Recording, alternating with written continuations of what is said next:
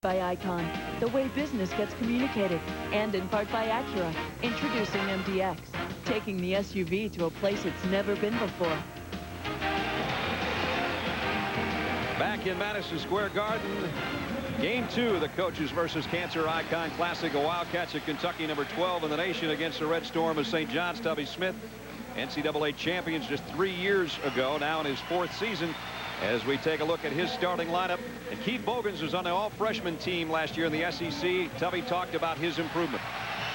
His quickness. He's lost about 20 pounds, and the difference from last year is that he looked a little sluggish sometimes, and he didn't look as mobile, and that was because he was about 20 pounds overweight. So that's why he's going to be much more effective this year.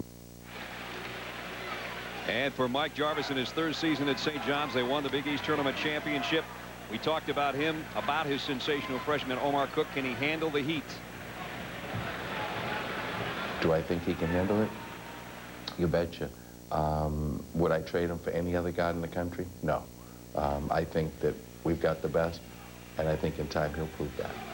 That's a strong endorsement. Jay Billis, 3rd man in our crew. Let's check in with Jay courtside. Brad, last year about this time, Kentucky point guard Saul Smith had a very difficult time matching up with a freshman point guard from Arizona named Jason Gardner. Well, 1 year later, back here in the Garden, Saul Smith has to match up with another freshman phenom, St. John's Omar Cook. Now, Cook was recruited heavily by Kentucky, and when he committed to St. John's, made some comments that indicated he didn't want to go to Kentucky and compete for playing time against the coach's son. Well, Saul Smith told me last night that he didn't understand those comments, that he had talked to Cook repeatedly about coming to Kentucky, and if he thought he was better, come on in and take his spot. So Saul Smith feels like he's got something to prove tonight against Cook. Should be a great matchup. Brett? Saul has said, you know, he's got to get the feel of college basketball before he makes those kind of comments, and Saul's probably right. He's a senior. He's only just turned 21-year-old senior, but he's been around the corner a couple times. Yeah, I read his quotes. Really interesting. Build up here now with the young freshman going to take the floor for St. John's against the veteran Saul Smith. I think the one thing with Omar Cook, when you're a great passer like he is, he's going to have people that can make shots, Brad, because if you don't have people that can make shots and you're distributing a rock, you'll have a problem. There's the youth and not much senior leadership. One each on each side. Jim Bird, Tim Higgins, John Cal are officials, and we're underway in Game 2. Well, Kentucky very young on that baseline. When you look at the baseline, when Marvin Stone played last year as a freshman, had a thumb problem. Jason Parker, inside player, very young on the baseline. Little matchup zone right here by St. John's. I don't think Kentucky was expecting that right out of the blocks. Well, you know, Kentucky was really horrendous last year shooting the 3, shot 29%. There's Bogans, that quickness that Tubby just talked about. He showed it there on the first stick back off the miss from Tayshaun Prince, and Kentucky leads by 2. I really like Keith Bogans. I liked him last year. Gave him a lot of good positive minutes. Cook with a feed. You see the look right there? See the feel, the little feel for the game? Great look by Omar, the magician. But I will say he had the ball knocked away from behind and almost turned it over on his first trip to that court. Going to a half-court trap right now. Prince has that size to look right over the trap. I was teasing him. I said, you look about 6'10" right now, Tayshaun. He said, no, 6'9". Great outside shooter when he gets position. And there's the walk on Marvin Stone, the 6'10" sophomore, 250-pounder. I think how good Kentucky will be be determined by their baseline. I think their perimeter players could play with almost anyone. And there's Smith, just swiped it from Cook. When you look at Bogans and Prince and Smith, and they got kids coming off the bench this year, Blevins and Hawkins, they're going to be solid on the perimeter. Here's Tayshaun. That's one of his favorite spots, but he missed a 3. And Bogans keeps it alive, and he'll go right back up with it. And he had his arm hit, and they didn't call it. That's the one area down Kentucky. They will chart constantly their perimeter game. Shot 29% last year as a team, the worst ever at Kentucky. Right now, Tubby Smith is telling Jim Bird, did you miss that foul completely? They actually did. Yeah, he missed it, no question. He's a freshman right here. Willie Shaw. Yes, sir, he can shoot the basketball. Good shooter. Out of the Bronx, out of Kennedy High. Yeah, led him to the public school championship. Here's Glover. He's their meat and potatoes. He's that big, strong inside power guy. Lost the handle, though, out of bounds. Last touch by Kentucky. So he doesn't have to play over at the center slot like he did last year. They're a bigger team this year. Yeah, he was out of his normal position a year ago. And when they get Chiketa back, he's going to be out with an injury right now. About 6'11", a shot blocker. He'll be a big presence for them in the lane. Big ball, Mohamed Chiketa. Close enough. Jaquita. Jaquite, actually. I've heard about 7 different pronunciations. Jaquite is what they told us. You know, today. my Jarvis told me so I call it both. Yeah, that's close enough. Saul Smith tries a 3 and missed it. Kept alive by Parker. There's a big fella. I'll tell you, you talk about a kid as a Christmas present. I mean, he was going to go to North Carolina, wanted to wear the Tar Heel uniform. He picked blue. It was just a different color.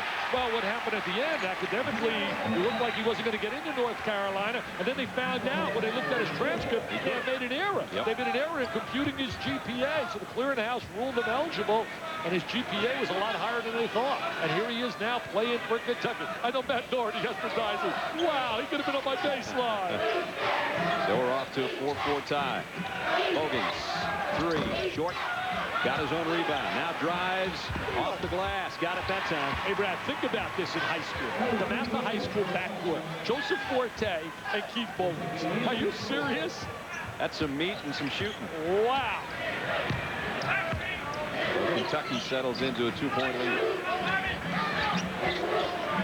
A little quiet right now. I thought it'd be a lot more live. I think everybody used their energy at the end of the first game.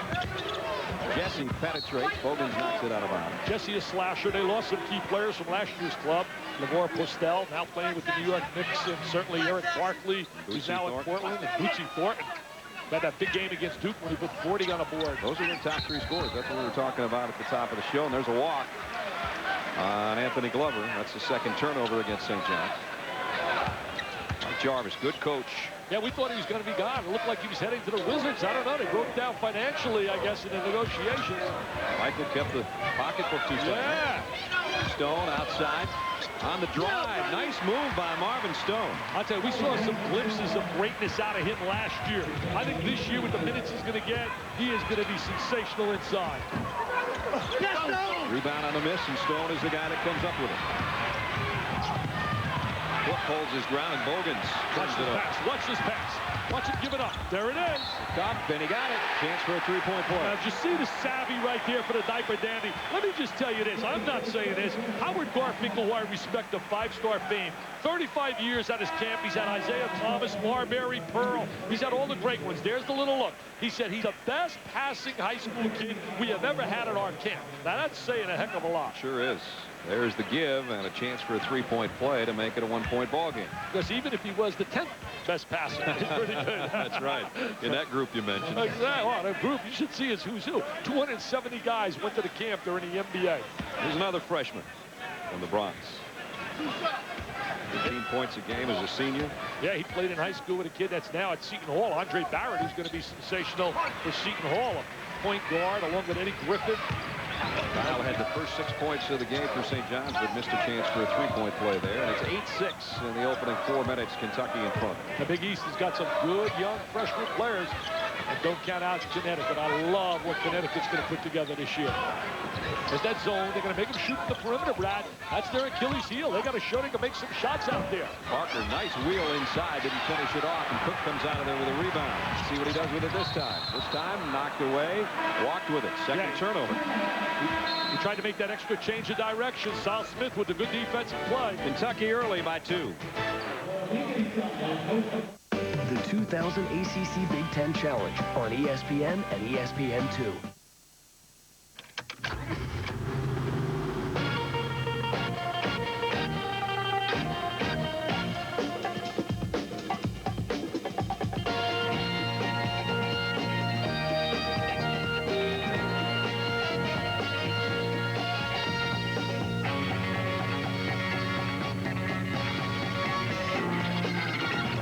Introducing the Acura MDX, taking the SUV to a place it's never been before. So, Mike, what happened? I was off base one night and someone stole my wallet. And he called me for bus fare. You didn't use Western Union? No. The money never made it, and I got back late. Now I'm in a lot of trouble. You drop and give me 50! Western Union, the fastest way to send money worldwide. What? They gave our room away?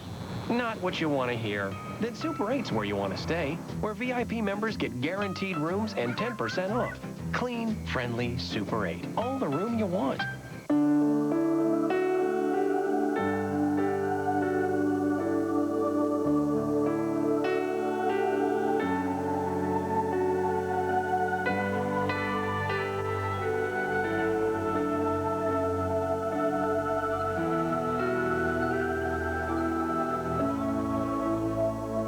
Farm is a proud sponsor of women's basketball. Because little girls have big dreams, too.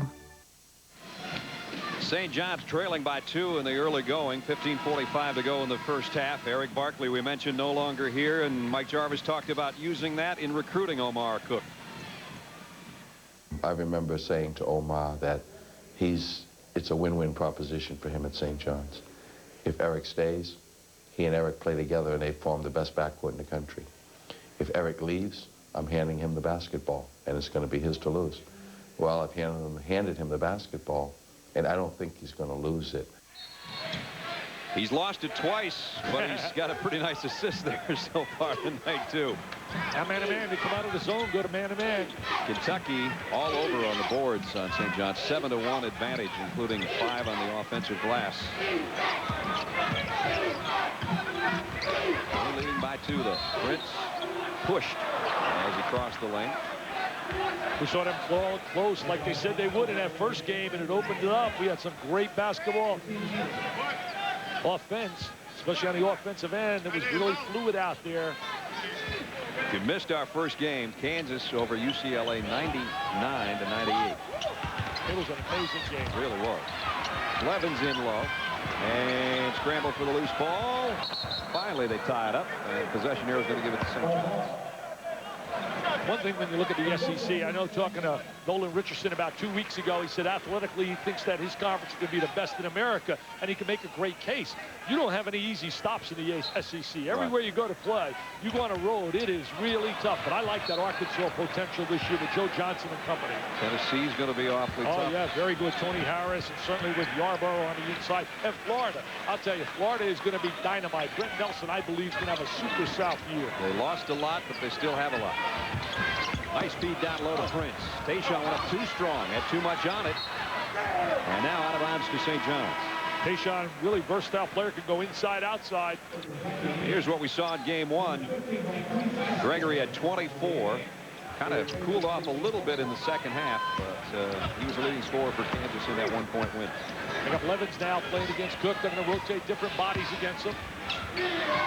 Capono and T.J. Cummings, the leading scorers for UCLA in that first game. And boy, if anybody lives up to what the freshman Cummings did in that first game, they're going to have their hands full. But Glover had his hands full right there, trying to score inside over the size of Stone and company. You know, Kentucky's missing 2 players that would have been in their lineup had they not had problems off the court. We're talking Desmond Allison last year in March, a problem off the court, and certainly this year, Jules Kamara, who's now practicing with the team. Kentucky has a policy about anything that has to do with alcohol if there's any kind of arrest involved, and that was Jules' situation, and it's still to be determined whether or not he'll be back next year or not. But he is working out, as Dick said, with the team, and depending on how things go with the council that looks into that, could very well be back. Possibility, outside chance he would play this year. Otherwise, it'll be a redshirt season. Well, you know, Brad, sometimes kids make mistakes in their life and certainly don't condone what he did. But obviously, I think sometimes when you look at the penalty for an athlete versus a normal student, it gets too severe. They were talking about taking scholarship away, etc. I think, you know, the bottom line is you want to give him help, counseling, and really see him rehabilitate himself and give him a chance, I think, again, to play. Well, I think Kentucky may be the only school in the country that has the particular policy they have, and it has to do with the death of a football player a few years ago, and that's what started it all. So they're looking it over again, maybe to make a little change. And a foul is going to be on Keith Bogans. That'll be his first. Tied at 8. Not quite 6 minutes into game 2 here at Madison Square Garden. Well, you know, talking to Tubby, he said his team's going to be a lot quicker and deeper as you look right now at Omar Cook. There's a look at Tubby on that sideline. Did a great job at Tulsa, certainly at Georgia as well. And now 3 years going on his 4th year at Kentucky. Hey, can't start any better winning a national title, huh? 1998. Maybe his biggest mistake. Then he went to the Final 8 his 2nd year, and last year got bumped by Syracuse in the 2nd round. And whistle before the shot. You talk about tradition and history. Kentucky is just filled with it. There's a look right there at some of their history. Keite picks up his first foul. 13 Final Fours, 40 SEC championships. Pretty phenomenal. 7 titles. And the all-time winningest team for one all-time. St. John's is the number 5 all-time team in victories, over 1,600. Carolina's right behind, creeping close to Kentucky. Yep, and Kansas, who we saw in our first game. So talk about some of the best programs of all time, as John and Digger talked about the tradition of these teams in this particular two-day event. It's pretty phenomenal. Let's look at all-time wins right now. Kentucky won with 1,771, followed by Carolina, Kansas, Duke, St. John's, UCLA. Not a bad group. And as we said, UCLA in the top 11 and 11 national championships to boot. 8-8 in this one. Bogans will inbound. I'll tell you one thing about Saul Smith. Always plays hard, plays with a passion and a feel, an understanding of the game. He needs to have people make shots around him. It's very important for him to have guys that can make shots. Blevins was the best outside shooter from three-point range last year. He's in there right now looking for some help as we're down to 15 on the shot clock. Bogans on the drive. Drew a foul. He's a scorer. He's got a scorer's mentality. He's not a shooter. As you look at Bangura, a transfer from out of Monmouth College, averaged about 18 a game at Monmouth. St. John's is hoping for him to provide some offensive spark from the perimeter. He just picked up his first personal foul, and that'll send Keith Bogans to the free throw line. He does look trimmed down. 20 pounds. Yeah. Looks like a different guy. Yeah, he said he feels a lot quicker. Had a nice conversation with him before the game. His teammate Joseph Forte is on everyone's All-American team. I say teammate, high school teammate. Keith started 23 games last year for Kentucky in their 23-10 season. They played such a dynamite schedule, as good as anybody in America. Pretty tough this year, too. Pretty tough again.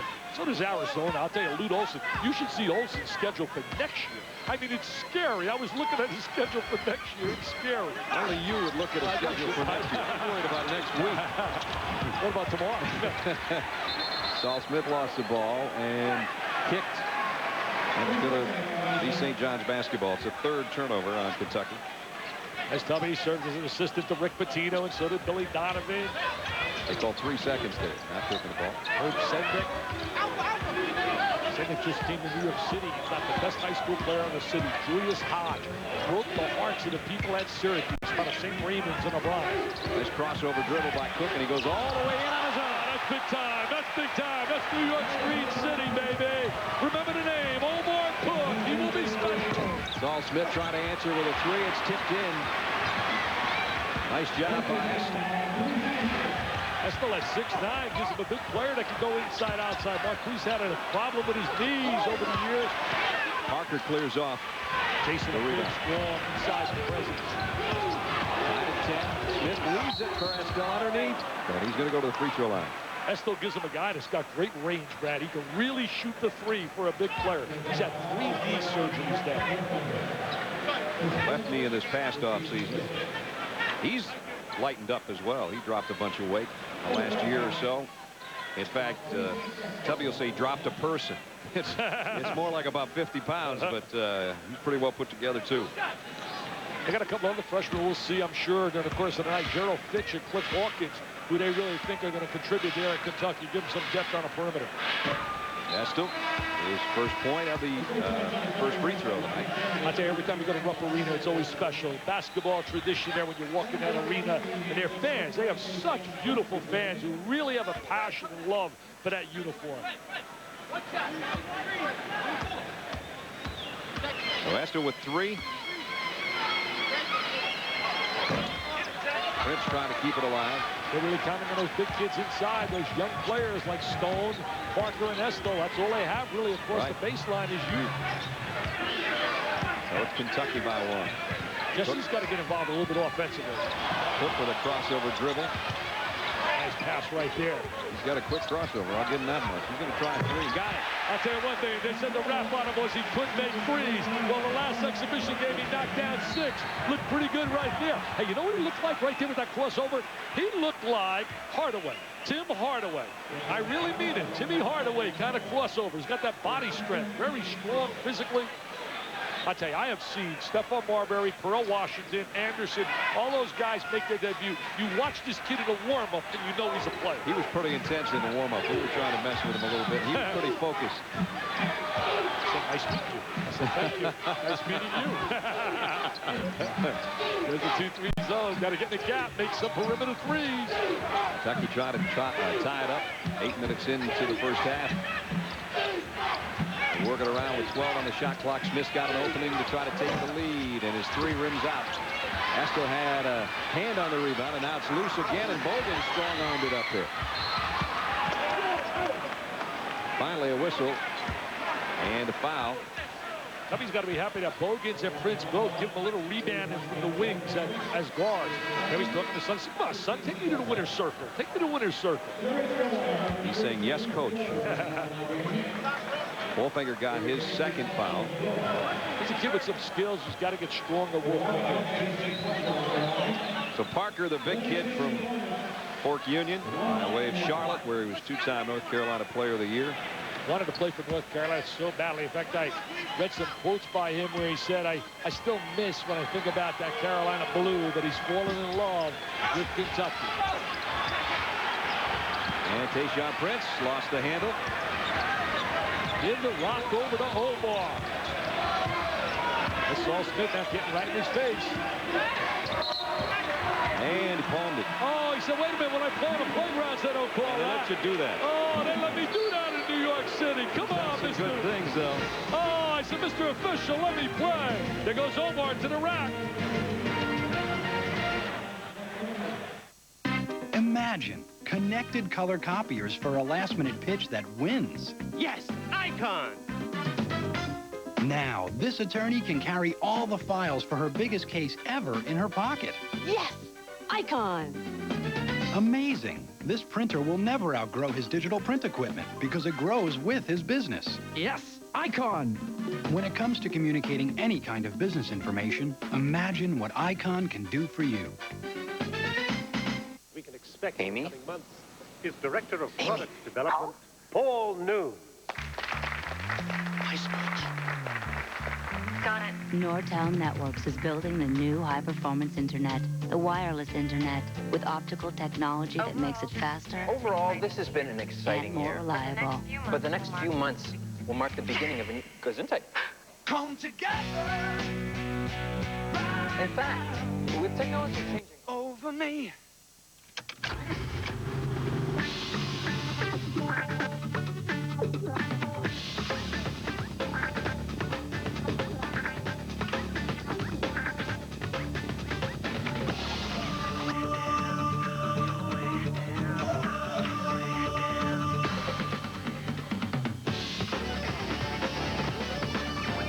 Introducing the Acura MDX, taking the SUV to a place it's never been before. Well, the 6'1" freshman out of Queens. We've been waiting to see his debut. He's had a couple of great dishes, and he's done some of it on his own. The crossover dribble to work the baseline. Then a moment ago, pulled up on a long-range three. Has 5 points, a couple assists, couple turnovers. Good start, though, for the young fella. Out of Christ the King High School, where they produced some outstanding guards. You're aware of point guards, Collard Reeves. Remember him down in Arizona? Derek Phelps. Derek Phelps from down here. Certainly, and Eric Barkley. Phelps from out of North Carolina. Kentucky right now is dominating on the boards, but they trail by 2. They got to make shots. Got to make shots, and that was their problem last year. Sure was one of the worst shooting percentages in decades. In the history of Kentucky, yeah. Both field goal percentage and three-point shooting. Tayshaun Prince has it swiped away from behind. And Smith kicks it out. Fordham had the steal. What I like about Omar watching him play here, he's playing under control. A lot of times a kid like that will come in with a big reputation and try to just go one-on-one wild. And he's playing within the realm of their offensive concepts. Tariq Fordham spins in the lane, and Bogan clears off the miss. Tariq is a transfer from out of Eastern Michigan, a New York City kid. Played a lot of AAU basketball. Nice spin pass inside. Oh, a big block by Donald Emanuel. And that's what they want Emanuel to do, block some shots. He's an experienced player. Cook likes it up outside. Oh, are you kidding me? Are you kidding me? America, remember the name, Omar Cook. 5-point Red Storm lead. Who said he can't shoot from the perimeter? They were crazy so far, anyway. Look at him right now going head-to-head with Saul Smith. He's starting to feel it a little bit, isn't he? He's a player. He's a flat-out player. Even a blind guy like me could figure that out. 12 on the shot clock, halfway through the first half. Bogan's nice move in the paint, and he walked with it. Yeah, good call by Timmy Higgins. We got some crew out here with Cal, Higgins, and Burr. I mean, that's a Final Four crew.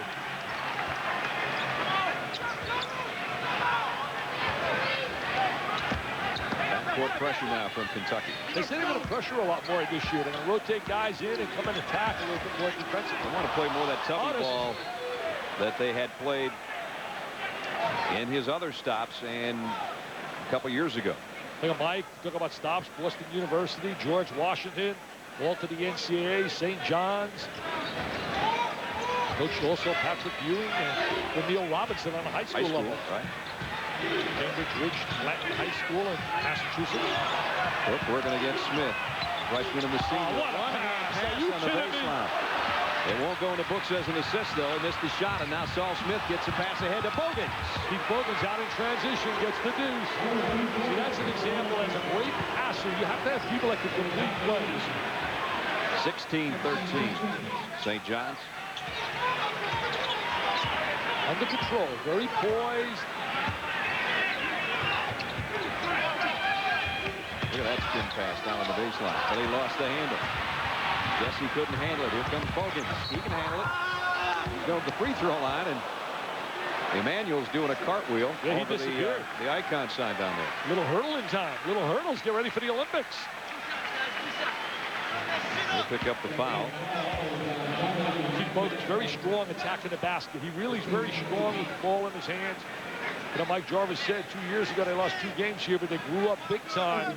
And they lost 2 in the NIT. Get a true evaluation. So many teams load up with cupcakes early. Right. And you don't get a true indication on your strengths and weaknesses. Keith already with 5 boards. So he gives him a rebounding dimension from the guard spot as well. He's having trouble from the stripe tonight. 0 for 3. Kentucky as a team only 1 for 6. Anthony Glover checking back in. Glover played at Rice High School where they produced Felipe Lopez, now playing with the Washington Wizards. You know, 2 guys that were so maligned because they had such great reputations in football and basketball, and really a lot of people wish they had their careers. Lopez and Ron Powlis at Notre Dame. I mean, both guys got maligned because they came in so unbelievably hyped up, but the bottom line is they had great college careers. Sure they did, but it's tough when you come in on the cover of Sports Illustrated. Exactly. You come in and somebody says you're going to win 3 Heismans and all of that. Yep. Omar Cook, he's so far handling what people have said about him, but that's his 3rd turnover tonight. There's the outlet pass to Prince. They'll jam it. Kentucky sneaks out really well after turnovers. They convert well. They make you really pay when you turn that ball over. So they go from 5 down to 5 straight, and that ties things up.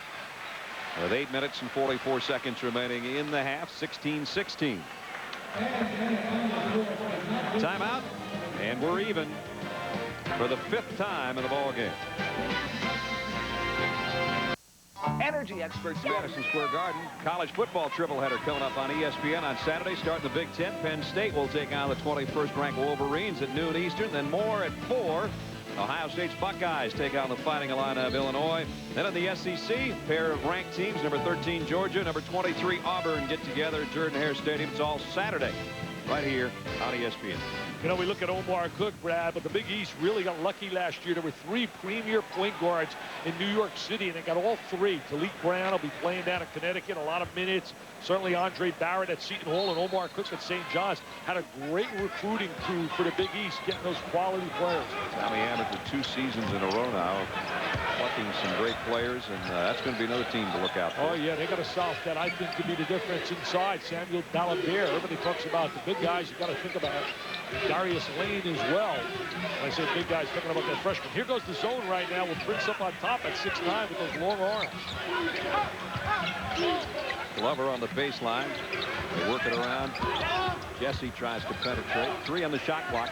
Cook's going to have to hoist one if he even notices. And air ball. Shot clock violation on St. John's. Yeah, they lost their cool right there. Not a good job of attacking that zone. Let's look at Mike Lee. He's the same barber I do. Mike's got the dicky-do. He's got the dicky-do. You ought to grow that beard. Yeah, now. look at that dicky-do up there. He's got the dicky-do, man. I think you ought to grow that beard. That's what I do. Yeah, I think I'm going to get Mike to teach me how to do that. 16-16, 8 minutes left. The first half of game 2. They got to get the ball inside the stone. Get him some touches on the interior. Hogan's had it stripped and walked with it. He wanted the foul, but they got the walk before the foul. That's 8 turnovers on Kentucky. Tubby Smith's not going to be happy about that. 7:55 to go first half, even at 16. A coach is there for guidance. A coach is there to give hope. A coach is there with answers. That's what the American Cancer Society is for people who are battling cancer. A coach in the most important game of all. Life. Hope, progress, answers.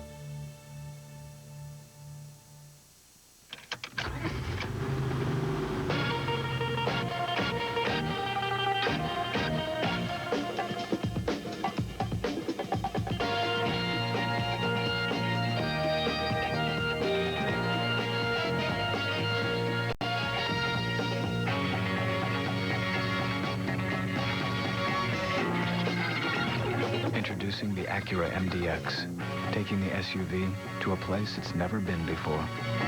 Every Who down in Whoville liked Christmas a lot. Merry Christmas! But the Grinch who lived just north of Whoville did not. I must stop this Christmas from coming! On November 17th, Universal Pictures and Imagine Entertainment present a Ron Howard film. Oopsie. Jim Carrey is... Uh-oh. Somebody's fabulous! The Grinch, rated PG.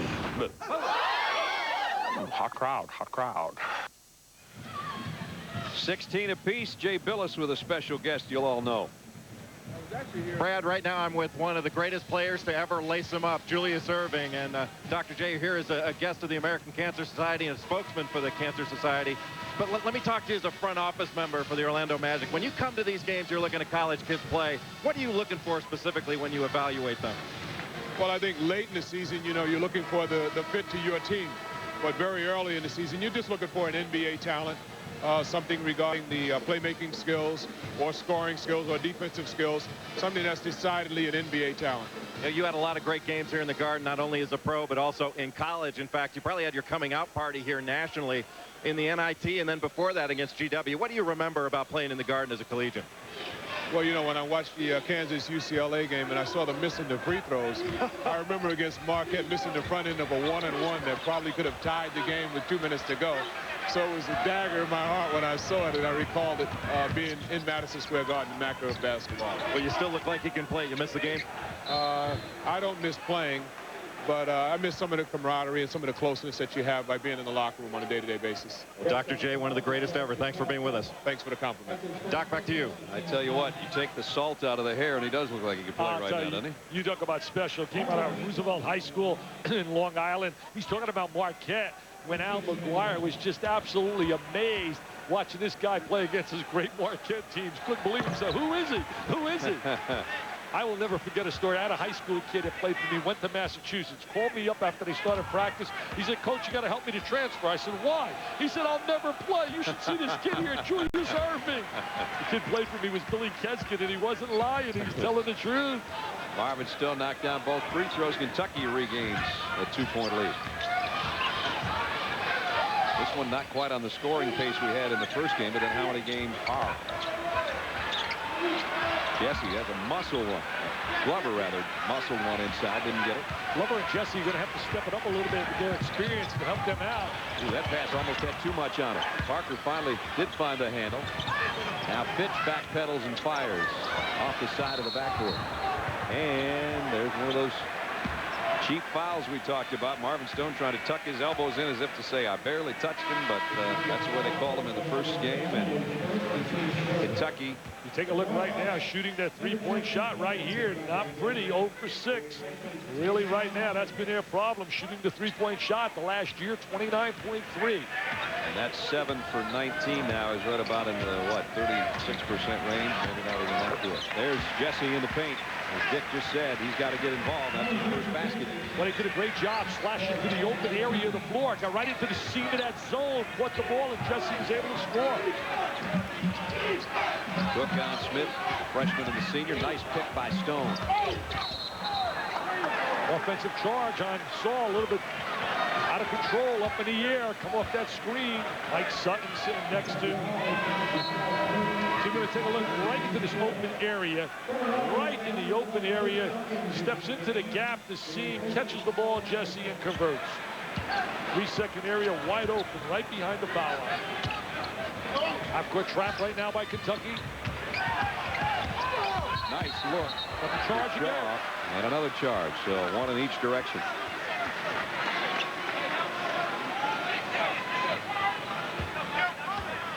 Jesse picks up his second. You're right, the pace of the game really nowhere near to the pace we had in the tempo of that first game with Kansas and UCLA. They play a little bit more under control right here, a little more patience when you look at St. John's. Mike Jarvis did a phenomenal job his first year, got him to the Final 8. Last year they got beaten in the second round by Gonzaga. Gonzaga got him 82-76 in that one. Gonzaga had some players. They got a kid coming back this year, Calvary, who's going to be a tremendous player on the inside. Here's Marvin Stone. Hit his last 2 free throws. That one rims out on it. From out of Alabama, you mentioned sleeper teams. I talked certainly about Southern Cal being one of my sleepers this year. Alabama's got a diaper dandy. Gerald Wallace. Razard is back. Coach Gottfried's got himself a good-looking squad down there. Also, Georgetown, I think, is a club that people better watch out in the Big East with Boomshay, and also a guard, Mr. Braswell, who you called the game. I seen it when he got 40 against Virginia. He lit it up.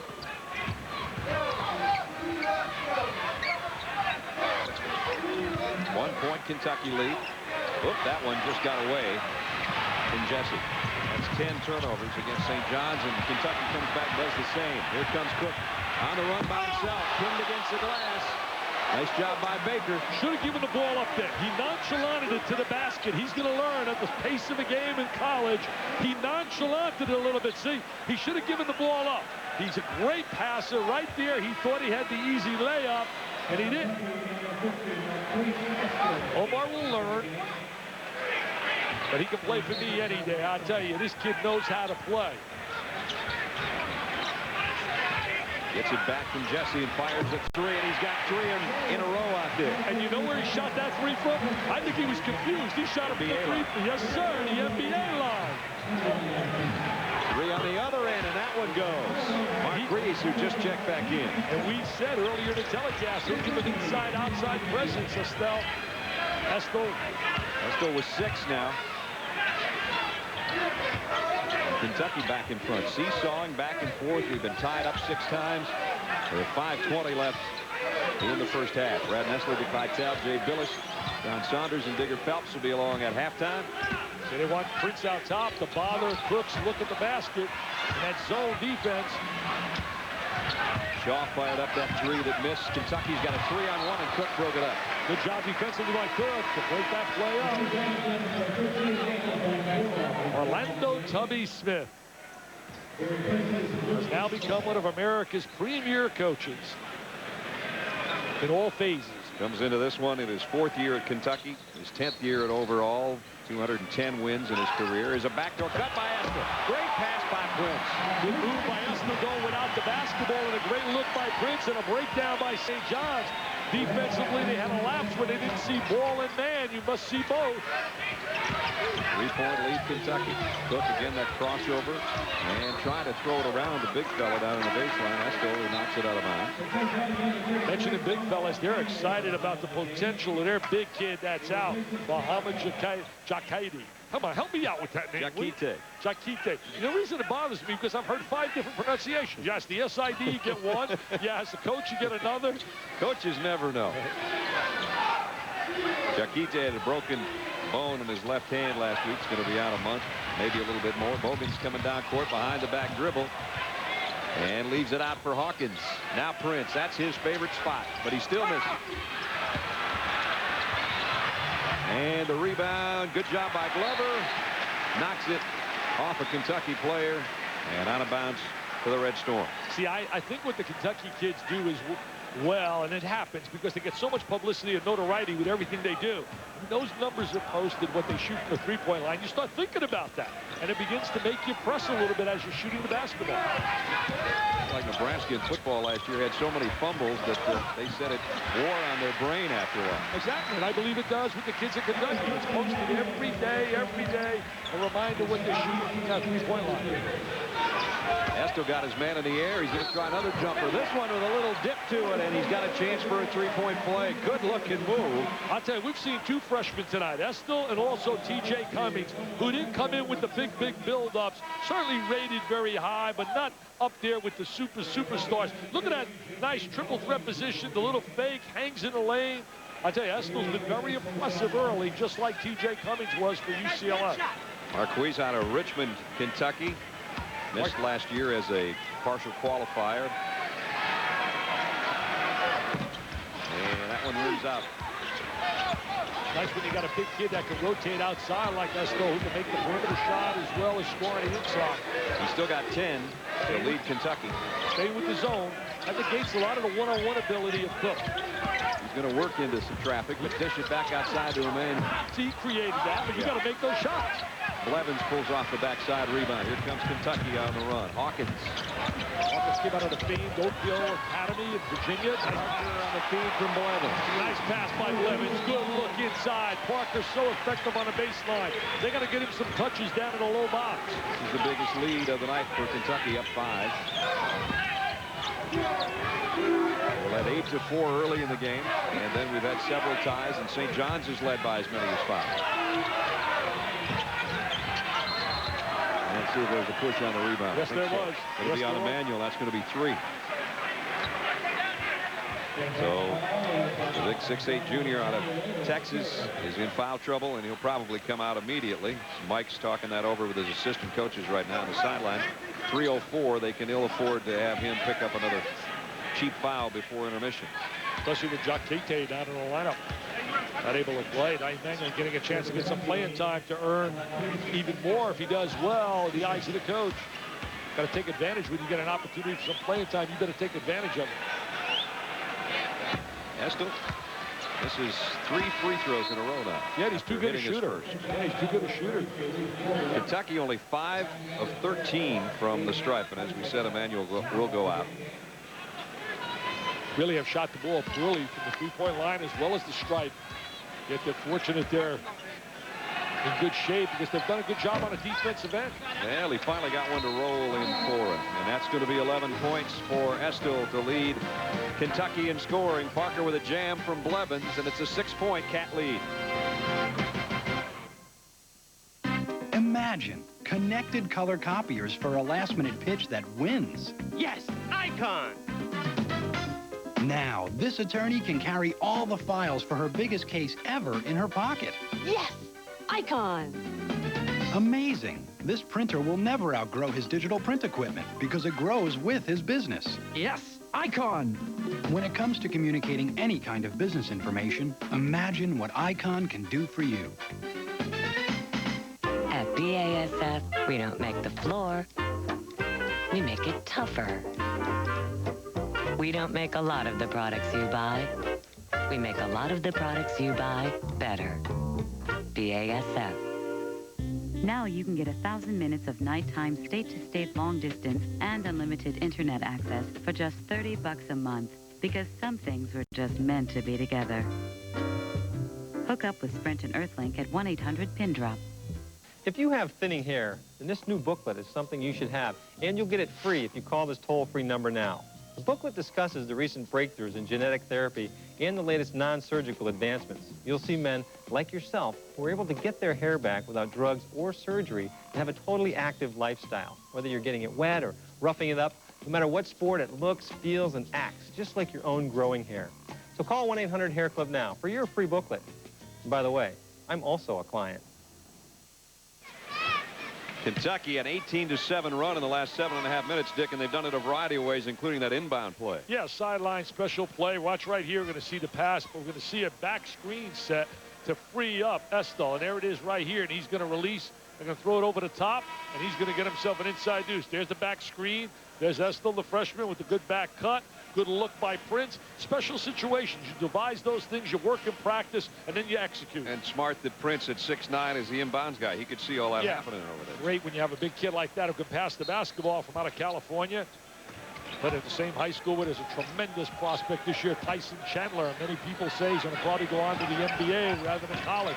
Go to college, Tyson. Go to college. 6-point Kentucky lead. John's now looking for a little bit of offense. Glover wants to get it inside and knocked away again, and a loose ball.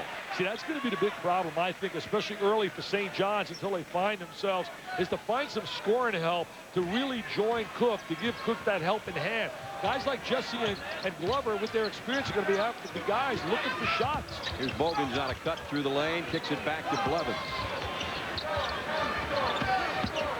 Hawkins. Whistle, and 3 seconds. I mean, as poorly as Kentucky has shot the basketball, they're a +6 right now. They're 1 out of 9 from outside the arc, and they're only 10 of 18 from the floor. And the free throw line has been a disaster. Yeah.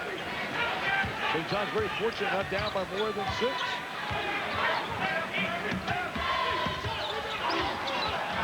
And 10 of 18s are 2-point shots, I should have said. Bogans is still having a hard time outside.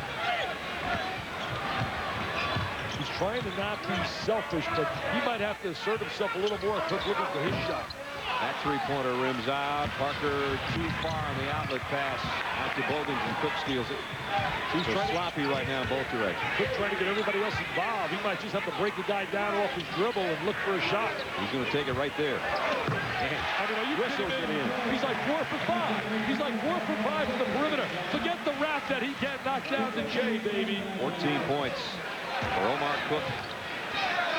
See, that zone defense really negates great one-on-one play. In fact, Tubby was telling me as an assistant with the Dream Team, he said we're trying to convince those guys that the Lithuanians in those teams are playing a lot of zones, and that's going to take away your great one-on-one ability.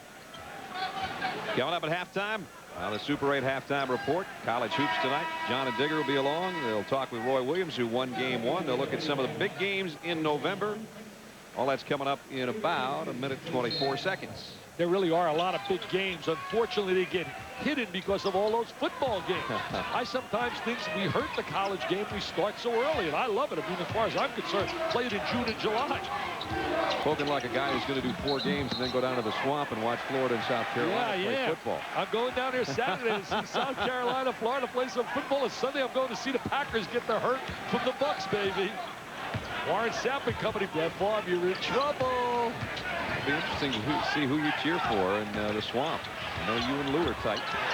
There's finally Glover working inside. Florida wins some games for now, so.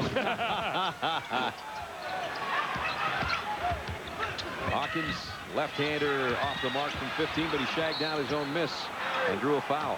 Saul Smith told me today before the game, he said, you're going to like Cliff Hawkins. He said he's quick, he can penetrate, he plays on a defensive end, came from that famed program coached by Steve Smith. They got a player down there at Oak Hill everybody's drooling over, a 7-footer named Jock. They want him badly. I know Carolina and everybody else is lined up trying to make sure that Mr. Jopp maybe ends up at their university. So Hawkins in there, freshman, looking for his first point. In there playing for Saul Smith. See, Brad, tonight the trapezoid in the second game has not become a factor that lane like it was in the first game because of the low post presence of guys like Chenoweth and certainly Gad Zorik, who utilize that low post area. Hawkins got them both. There's his first 2 college points. Puts his team up by 3 here in the final 45 seconds. Make some shots, you get some PT, some playing time, baby. Want some burn. They call it burn now. Get some playing time. Give me some burn, baby. Cook almost had it stripped. Ball comes free out to Glover and kicked out of bounds by Bogan. And that will reset the shot clock, and so it is off for the half. 34-9 remaining in our first half. I think I saw enough of Omar Cook right now to say he's all that. Yeah, he so is far, all that. You're right. He is all that. You hate that when you build a guy up and it doesn't work out, but look at the numbers. Look at this here. 0 for 5 the rest of the club. He's 4 for 6 from shooting a 3. And that's the one negative. They told me before the game, cannot shoot the 3. I mean, that's the report that they had given me. Somebody was wrong. Ooh, wow, are they wrong?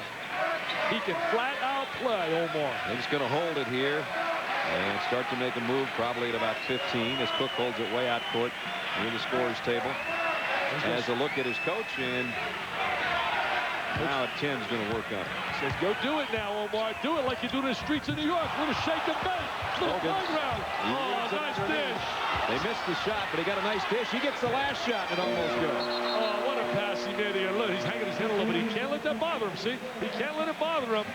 Guys are going to miss shots. He can't get down about that. Especially not when you had a half like that. He did have 4 turnovers, but 14 points and 3 assists. Not a bad debut. At halftime, though, to get defensive rebounding.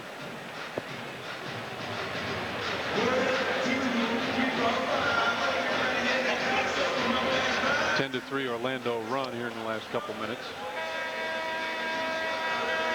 Talking about a guy from Indiana that plays like that, I saw another guy that played at Indiana. It was with the Bears on their World Championship team in 1963, John Johnson. He won 28 over St. John's. Welcome back, everybody. Brad Nessler and Dick Vitale.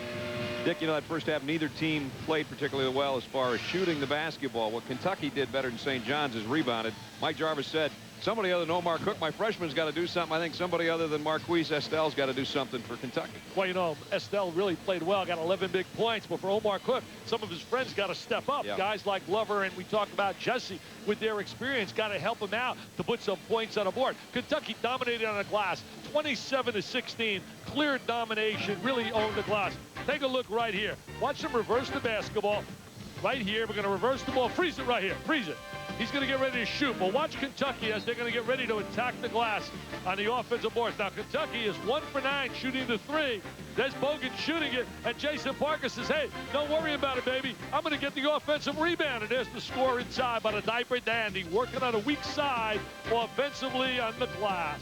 You know, if it wasn't for Estelle and Parker working inside, you'd wonder how bad Kentucky's shooting would be. As you take a look at the score and the free throw situation, St. John's only went to the line once. There's that big rebounding edge, and both teams under 40% from the floor in the first half. Let's see if they warm up in half number 2. Saul Smith played 11 minutes at the point guard spot for Kentucky in the first half. They got Hawkins some minutes out there at the point guard slot as well, the freshman. St. John's coming out playing man-to-man. Nice pass inside to Stone. Couldn't connect, and there's going to be a foul. Let's check in with Jay. Mike Jarvis was trying to hammer home the point that Dick Vitale has been making all night, that they need to go to the glass. They want to send all 5 guys to the defensive boards without anybody taking off early. They need the ball first. And you can also look for St. John's to try to run some set plays to get Anthony Glover more involved. They need to get the ball to him down low. Yeah, he was really quiet, I thought, in the first half. I agree with you, Jay. You and I talked at halftime how Cook's got to have some other options. Some other people got to get active. Marvin Stone, 6 points in the ball game. Got them both. 5 out of 6 from the free throw line. Bit of a full court trap. They were rotating Stone up on the baseline, trying to speed up the tempo of the game. St. John's likes to play at a little bit slower pace.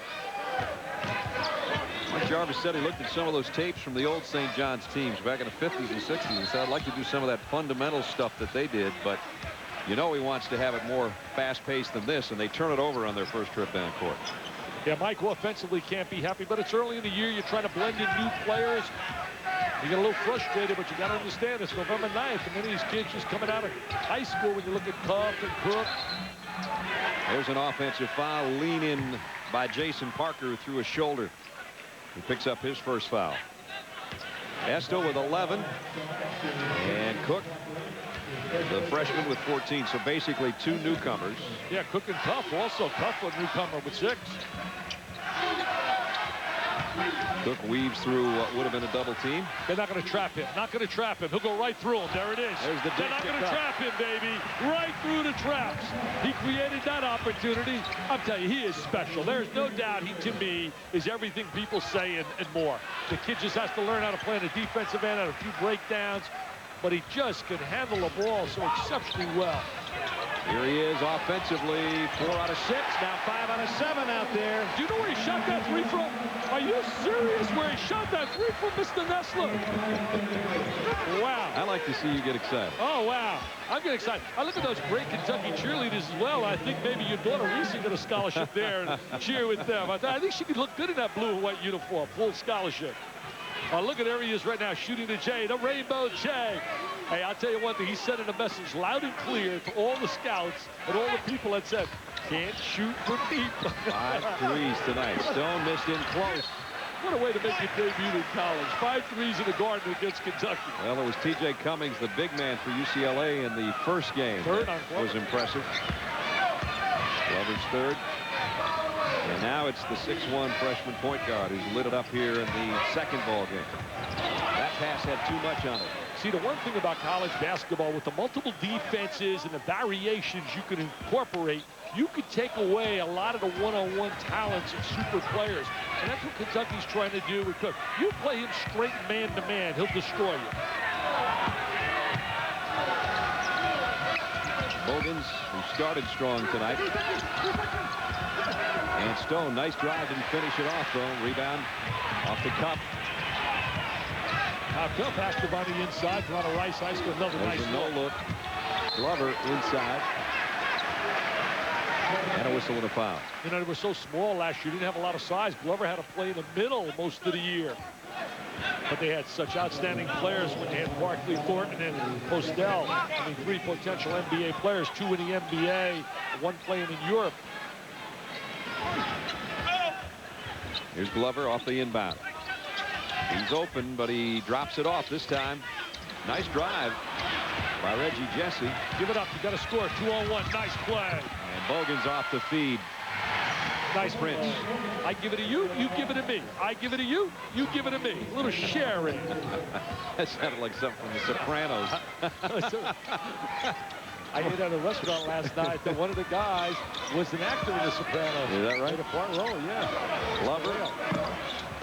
Rebound, Prince. Sean, very quiet. Yeah. 2 points. Very, very quiet for a guy with his kind of talent. He's missed some threes. He can't go to sleep on them and not be involved offensively, though. They need his scoring. He was a 13-point scorer last year. Nice pass by look Chester. underneath. Too far underneath for Bangura. Bangura's the transfer from out of Monmouth, so they expect scoring from that. There's a nice lob, Saul Smith to Bogans. Yeah, nice look by Saul. Good vision, good contact, excellent play. He runs the ball up the court really well, Saul Smith. His brother Johnny, I heard, an outstanding young player in high school down in Lexington. Brian. Oh, Brian, I'm sorry. I said Johnny. I said, you know, after doing so many games, you get a little mindset. You're right, Brian. Here's a strong move by the guy they call man-child. All Big East rookie team last year. 6 points for Glover. Nice strong drive right there by Glover. Need more of that. 2-point Kentucky lead. We approach 16 minutes. Prince, nice job defensively. A little too nice by Jesse. Took a swat there and got him on the arm. Yeah, Tayshaun trying to come off a little curl move. Yeah, they tell me Brian could flat out play. I was talking to Coach Sutton. Mike now moving up on his staff. George Felton has moved on to the NBA as a scout. Reggie Hansen has stepped up on their staff. George Felton went to the Pacers. Yep, Mike was telling me that Brian, a real solid young player. He's got a future. David Hobbs now on the staff, too. Former Alabama head coach is over there on the sidelines. Good to see the coach. Yeah, good to have him back on that sideline. They all worked together at one time. Sutton, Hobbs. They also, with Tubby, J.D. Barnett had them on their staff. Pretty good staff, huh? Yeah. Talking about a coaching tree. And now the push. Boy, they're calling it close right now. That one's on Parker. Well, that's the rule as we look at their staff. There's Mike Sutton and Coach Hobbs. He's pointing. Yeah, in those days, Tubby had a mustache and black hair.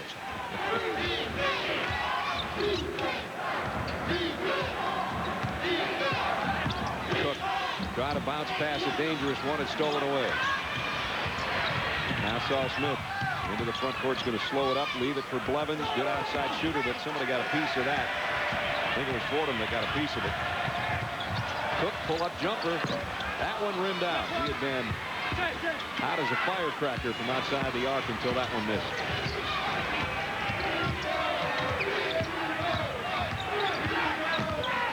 See, the big kids have to learn how to get free. Like Jason Parker's going to learn how to get free on the inside. That was a pretty good pass down low, but Bogans couldn't handle it. And Bogans telling Saul Smith, good thought, we just didn't execute. 18th turnover, but Kentucky still leads by 2. RPM tonight, now an hour on Sundays on ESPN2. Imagine connected color copiers for a last-minute pitch that wins. Yes, Icon! Now, this attorney can carry all the files for her biggest case ever in her pocket. Yes, Icon! Amazing. This printer will never outgrow his digital print equipment because it grows with his business. Yes, Icon! When it comes to communicating any kind of business information, imagine what Icon can do for you. Great place. I like your neighborhood. Thanks.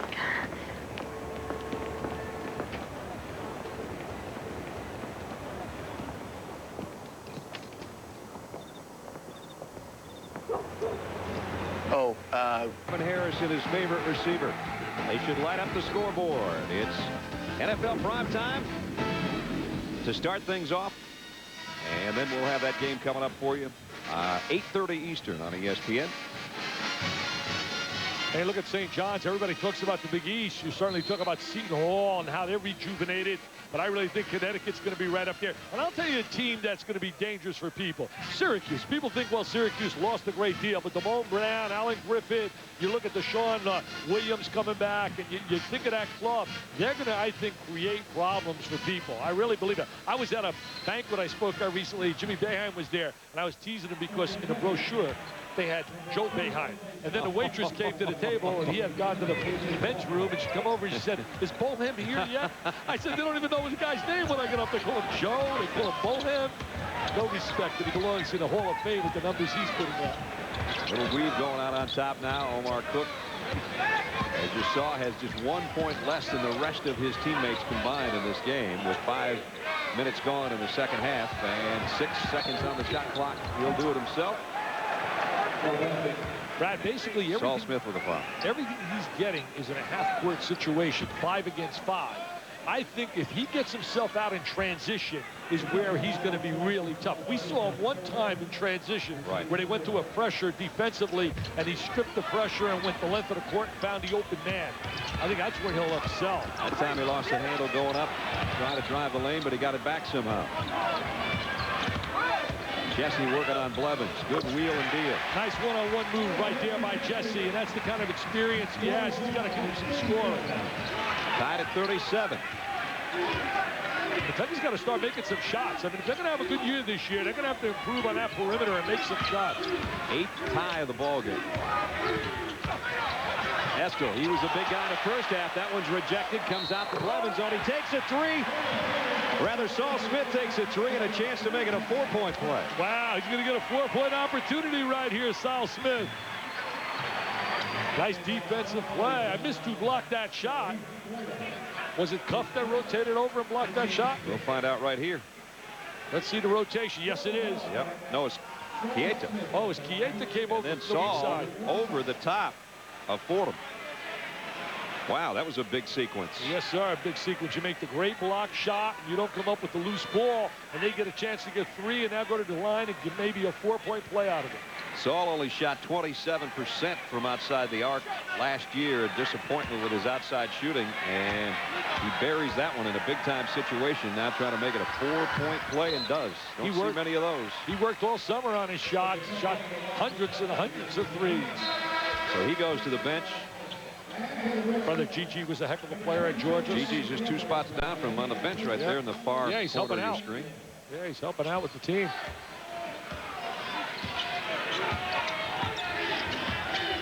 Now let's see what Cook does against Hawkins.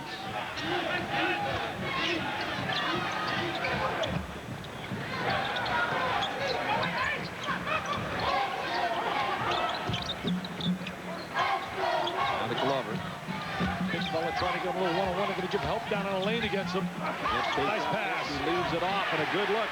Nice play by Anthony Glover, creating the opportunity with some penetration down at the post. 2-point game again. I'll tell you, dribble penetration usually creates opportunities for people, especially if you force the defense to give help. Tayshaun Prince, is he going to come to life on offense? So far, not. Trapezoid pushes him way out that wider lane. Bogans tried to force one. Another Kentucky turnover. Way too many turnovers. And last year they were minus in the turnover margin. Got to catch that and score right there, Brad. The diagonal pass.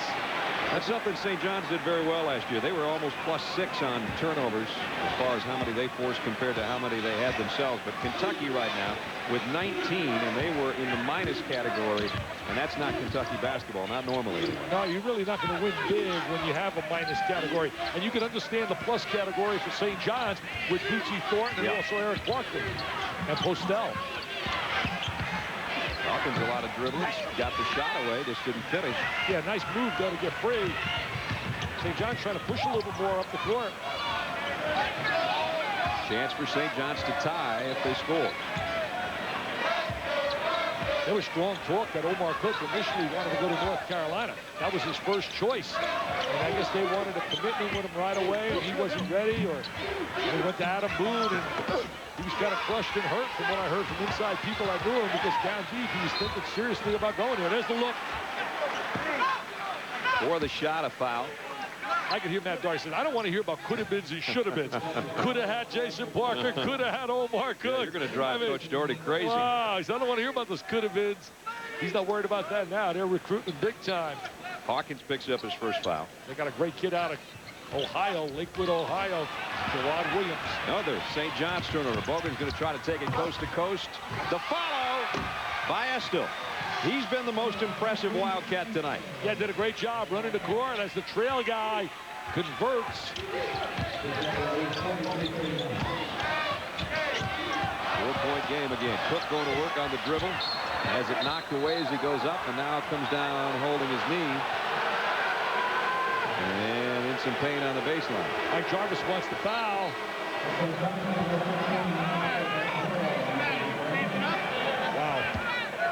Hopefully that's just a cramp. They go to work much the same way they did Earl Watson in the first half, so you got to think cramp, because they grab that ankle right away, and that's pretty much a sign that it's a calf muscle cramp and not a knee problem. But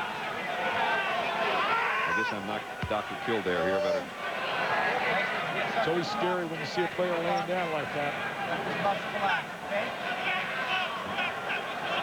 He's the leading scorer. 17 points in his college debut. Well, the big thing about his college debut is making that three. Has really shocked us the way he's been so consistent from the three-point line. Mike Jarvis looking at that player laying there, man. That's the season when you look at this guy. You just don't replace a guy like this.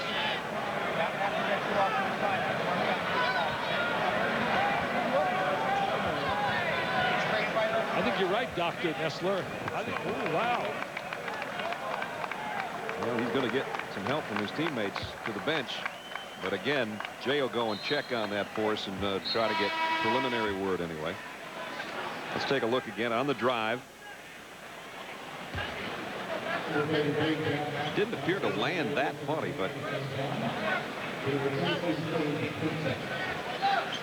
he's not holding a knee, so that's certainly it sure looks like it's the calf muscle, and that would tend to indicate a cramp.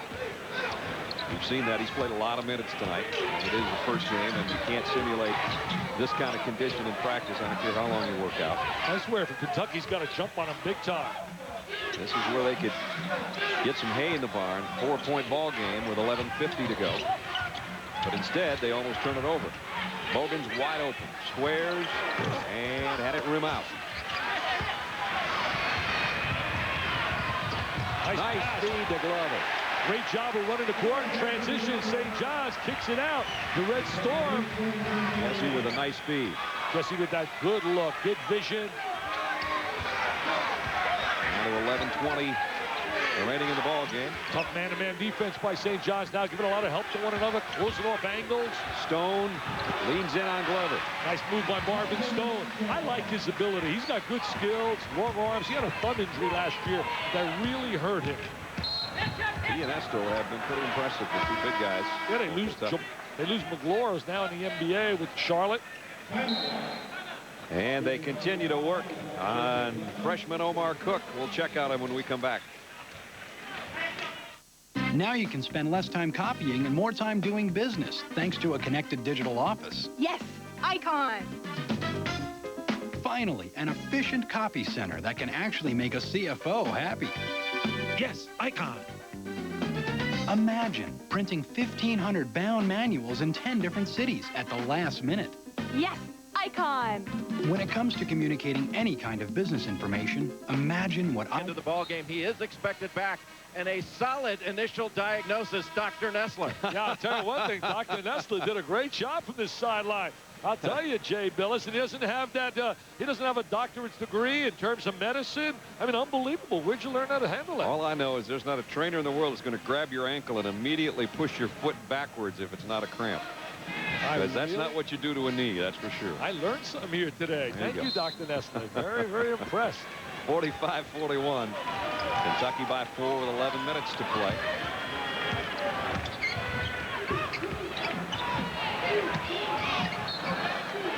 Nice defensive job to knock it out of bounds. Sharif Fordham now playing the point guard slot. Played at Eastern Michigan. Transferred here from out of New York City. Gerald Fitch, the guy that knocked that away. Another freshman out of Macon, Georgia. Class 4A player of the year in Macon. They said he really had a good preseason. He shoot the ball from the perimeter.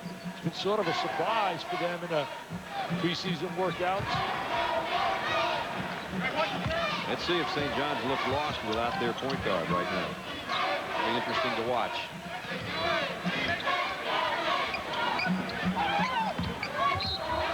Bangura is pushed by Fitch. Bangura's the kid I'm expecting to step up and shoot some jumpers and put some points on the board. He averaged 18 a game at Monmouth College, and everybody said slasher. Has pretty good range as a shooter, good scoring ability. Has not looked for a shot at all from what we've witnessed. Well, he's going to go to the free throw line. It'll be his first trip as a Red Storm member, and St. John's hasn't made many trips to the free throw line. This is their second free throw of the game. Well, because they've been playing basically on a perimeter, making the three-point shot out of Cook, and have not really attacked on the inside. And that's a big difference when you go 0 for 1 and you give the other club and they get 11 points out of the free throw line. That's 5 baskets you got to make up. Alpha missed a free throw, and Tayshaun Prince with the rebound.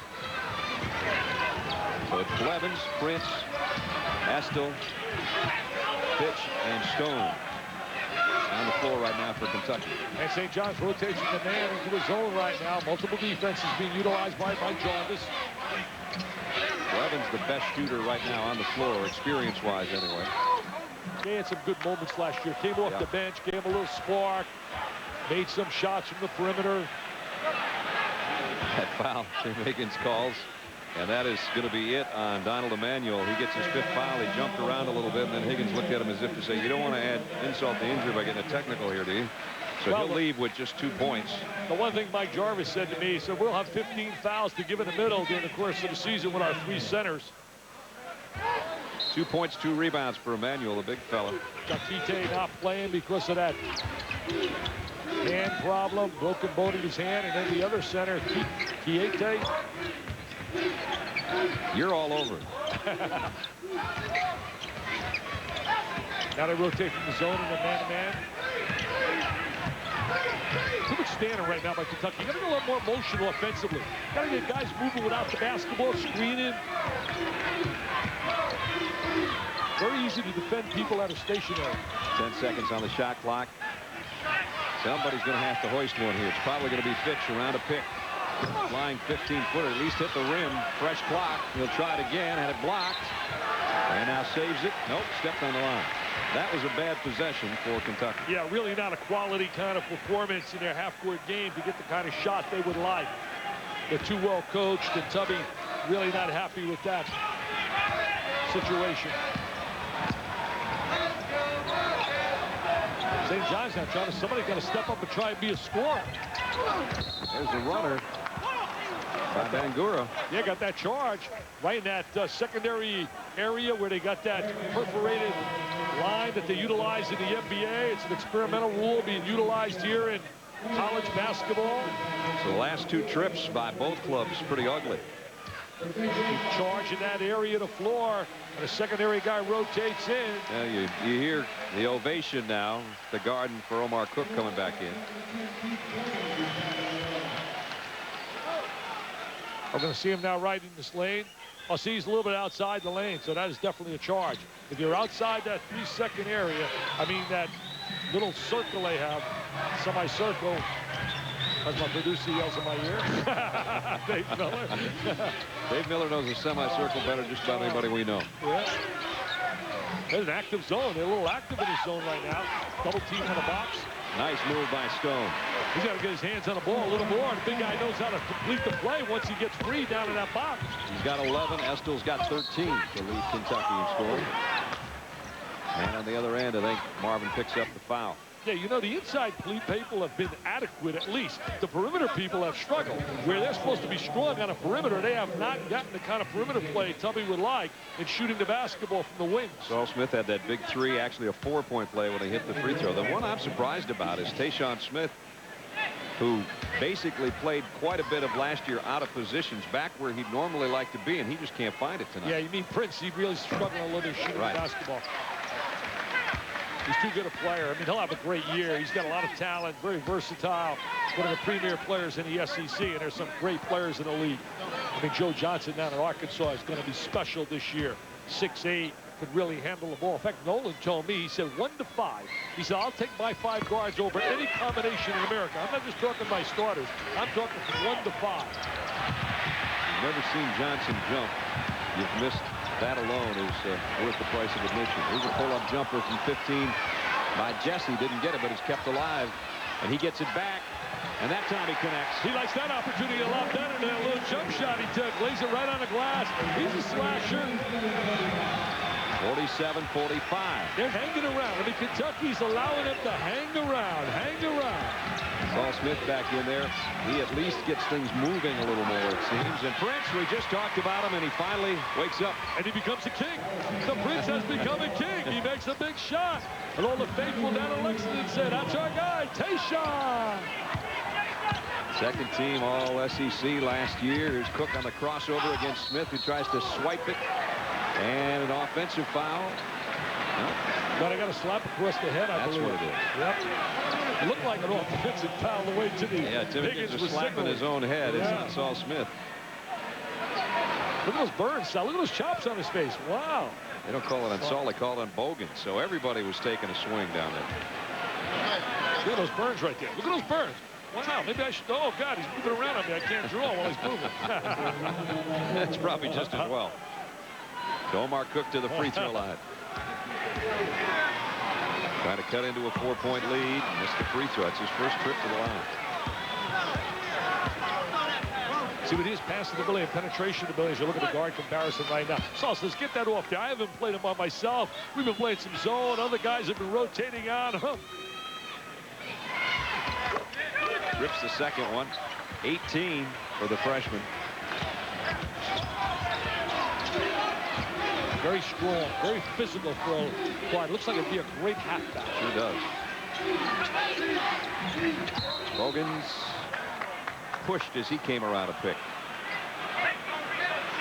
These guys are finding out it's a different deal right now as far as how the fouls are called. Yeah, well, that mandate about cleaning up physical contact, they're making sure they're doing that right now. I mean, they were given that ultimatum. We want to clean up the game, and they are really got a video out about it. Points of emphasis. That's the only points of emphasis that they are listing this year. Keith Bogans with a dozen. Kentucky's had a good recruiting class early. He signed a kid, Ray Caruth, to flat out shoot the basketball from out of Oak Hill. They got a kid, Josh Carrier, whose father was a heck of a player, Darryl Carrier, and a kid named Hayes from out of California. Bogans a couple of free throws. He's a leading scorer for Kentucky, and they lead by 5.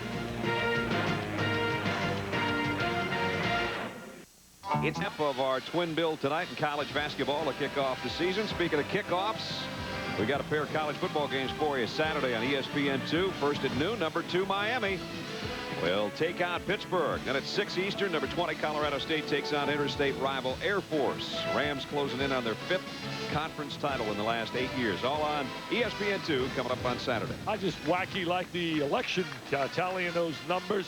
What about the BCS? How wacky is that? Miami beats Florida State.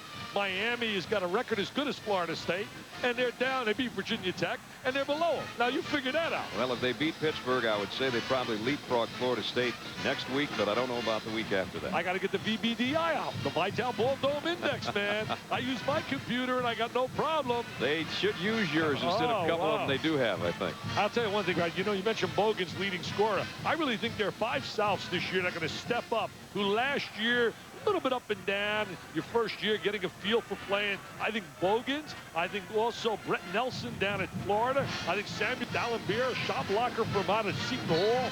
I think Brian Cook at Illinois, and Jason Richardson, Michigan State. You're going up there. I guarantee you're going to hear about what a phenomenal year he's going to have. I think those Souths are going to become super splendid Souths. Here's a pretty good freshman holding the ball right now. He's the record driver. He's like an orchestra leader. He's like the maestro man. The double team him. He gets it to Glover. And Glover spinning inside. Nice strong move. And through the foul as we check in with Jay. Brad, during that last stop ball, there was some discussion at the scorer's table. There was a foul that was incorrectly recorded. When you saw Tim Higgins touching his head before, it was a foul that was on Saul Smith, but it was credited to Keith Bogans. They got the foul right. It is now on Saul Smith. He now has 4 fouls in the ballgame. That's what I thought originally. I thought he's the guy that took the swipe, and I thought maybe I missed something on the baseline. Thanks, Jay. That's a good bit of officiating right there to make sure they get it right. These 3 guys can blow the whistle with the best when you're talking Higgins, and certainly Burr and Johnny Cow. So Saul's got 4 on the bench. Donald Emanuel has fouled out for St. John's. Everybody else 3 or less foul-wise. Well, we talked about how teams are going to benefit that are deep teams, especially early, because there'll be situations where a lot of teams are going to be in foul trouble. They have to adjust to that style of play, to that whistle. Kansas had just enough depth in the first half. If you, the first game rather, if you missed it, you missed a dandy. 99-98. 6th-ranked Kansas survives number 19 UCLA. That's as good as any first game I've ever been part of to do in my 22 years now at ESPN. That was a great first game. It really was. And a push from behind. St. John's picks up the foul. It's going to be on Cuff. You know what's really surprised me here tonight? That the crowd has not been alive for St. John's to give them that home court feeling. I mean, you haven't had that home court electricity here tonight that you would anticipate and expect, especially with the arrival of a high school phenom who's from New York City. It's been a very quiet crowd. And they were 13-1 at home last year, the 2 home floors, if you will, between the Garden and Alumni Hall. Well, unless it's me, Brad. I mean, do you think it's kind of quiet? Or I think completely compared to the first game. Which, unless there were a lot of Kansas and UCLA alums in New York, I don't know why that first game was. It was a great game, but still, everybody's kind of sitting on their hands in this one. That might light them up if it goes in. That's a bad shot. Prince got a piece of that. Yeah, Prince did a great job rotating over, giving Levin's help. But Cook's got to be aware of that. He just made his mind up in that possession. He was going to shoot the basketball. I think he's got to utilize his change of direction and attack the basket more. I think if he attacks the basket more, he'll create opportunities for himself to go to the free throw line, plus opportunities for his teammates. Portland's going to the line right now. He's scoreless so far. Mike Jarvis told me on the phone that he really feels this kid is just the versatility to play 3 spots on the floor. Free throw shooting by both teams has not been overly stellar. Better by Kentucky the second half, though, but 2 blown opportunities by Fordham right there that would have cut the lead down to 1. That's a nightmare for a coach when you're trying to get back to the game. What a nightmare for UCLA at the end of the game. Yeah, Barnes missed a couple, or that might have changed not only the complexion, but possibly the outcome of that game. Missed 3 in a row. He's a good player. It was nice to see him make the 4th. It wasn't quite enough. A lot of patience right here by Kentucky. Trying to get that the proper shot. And Bogan's fouled. Glover's going to hate that. He's going to get the foul and a stomachache to boot, and that's his 4th foul. Bogan's put a shoulder down there and might have been lower than the stomach. Keith Bogan's just got that good scorer's mentality. Glover, a big, tough inside player, got his 4th foul right there. Out of Rice High School. High school that's produced so many outstanding players. You mentioned Felipe Lopez. Here's Bogan's. Andre Barrett now at Seton Hall. 2 shots, 2 shots. It's the free throw. Bogan's was a tough defender last year, too. He was a guy that set a freshman record for steals for Kentucky. Tubby kind of thinks that he just did that simply on athletic ability, that he wasn't always playing the perfect lanes. He just did it on hustle, and he thinks he'll be even better this year in that area. Well, they played the #1 schedule in America last year. I mean, in addition to the tough SEC, they played a dynamite pre-conference schedule. Jesse didn't get the roll and the rebound with some elbows flying. Jason Parker. Yeah, Parker's been quiet on the box. They got to get him a touch inside. He can score inside. Prince missed another one. Here he is. Parker got his own. Yes, sir. He can score inside. Get him some touches.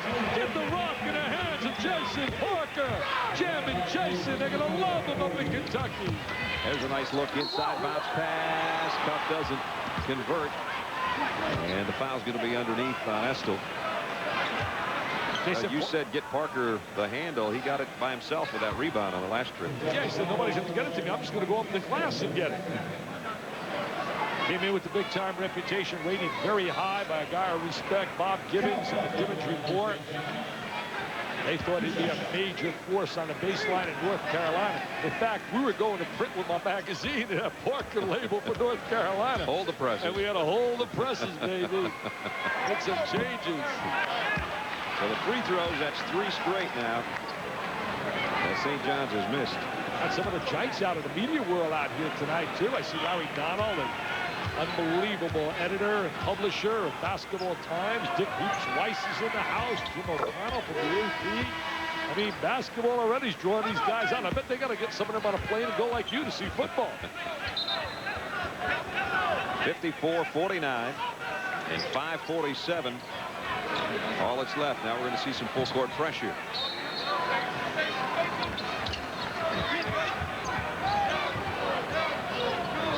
Pressure hasn't really bothered Kentucky the way they turned it over and St. John's getting the deuce off it. This is where they'd probably rather have Saul Smith in there running the point right now. But again, he's got the foul trouble. And they're going to wait till, I'm sure, after the final TV timeout to reinsert him into the lineup. Well, see, the one thing that they have a plus, a positive, Prince and Bogans both handle the ball pretty good, but pretty well, rather, for guys that play on the wing. Here's Levins. Nice feed, Estill inside. Had it stripped, got it back, found a handle and scored. He's got those long, long arms. He plays very long. Biggest lead of the night now is up to 7 for Kentucky. Yeah, Prince and Bogans really can handle the ball well, and therefore they have an extra ball handler on the floor, even though they play without him. To your point, Levins more of a combo guard. He played a second guard as well as the point. A 7-point lead with 5 to play. Cook's going to try to fire away. Doesn't get the 3. Rebound underneath, though. Strong by Glover. Glover gets a big deuce inside. That was almost a bust deuce. I tell you, you talk about a guy that looks like a tight end. You check that body out, baby. You talk about an all Arnold Schwarzenegger team. You're going to put him on that club. Cook continues to limp badly when he comes back to play defense. On that calf that has had a cramp that just won't go away for him. Here comes Jesse the other way. He's limping right now. There's no doubt he's dragging one leg. Wide open. You got to score. Fordham. Going to go to the free throw line. Estill picks up his 3rd in the last about 3 minutes. Well, Fordham tried to get inside position on Estill and try to utilize the basket as a shield with that reverse layup. Got fouled. Now he's got to convert. Didn't look pretty at the free throw line last time he was at that line. He's dragging over there, leg. still taking some fluids in on every chance he can. This big Sharif's got to come up big here. We got Omar Sharif out there. Omar and Sharif.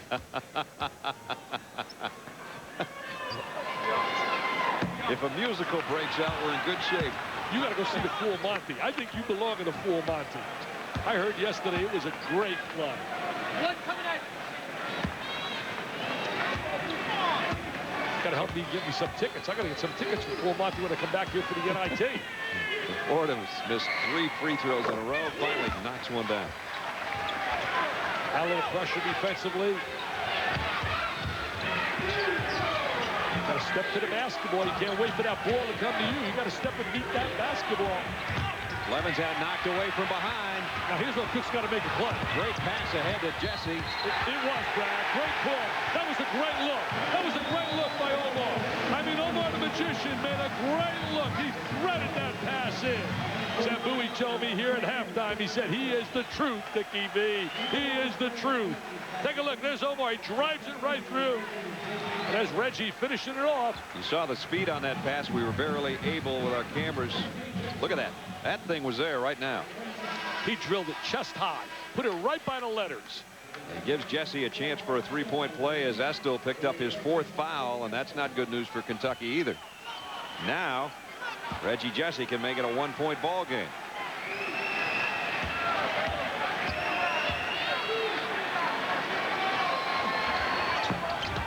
Free throws killing him, but Fordham keeps it alive. That's his versatility for him with a good rebound. I got to run a little set. Maybe go to a 1-4 and let him beat him off the dribble. He's got 4 fouls. I would let him attack Saul. Saul's got 4 fouls. They try to tie it up. They do. Wow. Nice one-on-one move. Break down the defensive player. Get pumped up. Now the crowd's getting a little live. New York City getting a little live. Tied at 56. Yes, sir. Here they come. Here come the fans. Getting a little live. And Fordham picks up the foul. Omar came over and he pushed Sharif right out of the way. He said, get out of the way, get out of the way. I don't want to get no technicals now. Don't you say anything to Mr. Zebra. Don't say nothing to those guys with the striped shirts. Omar should know about that. He was ejected. I promised I wasn't going to say it, but he was ejected in high school. He bumped an official. He bumped an official. But you learn as you get a little bit older, you mature. Couldn't play his last 2 games.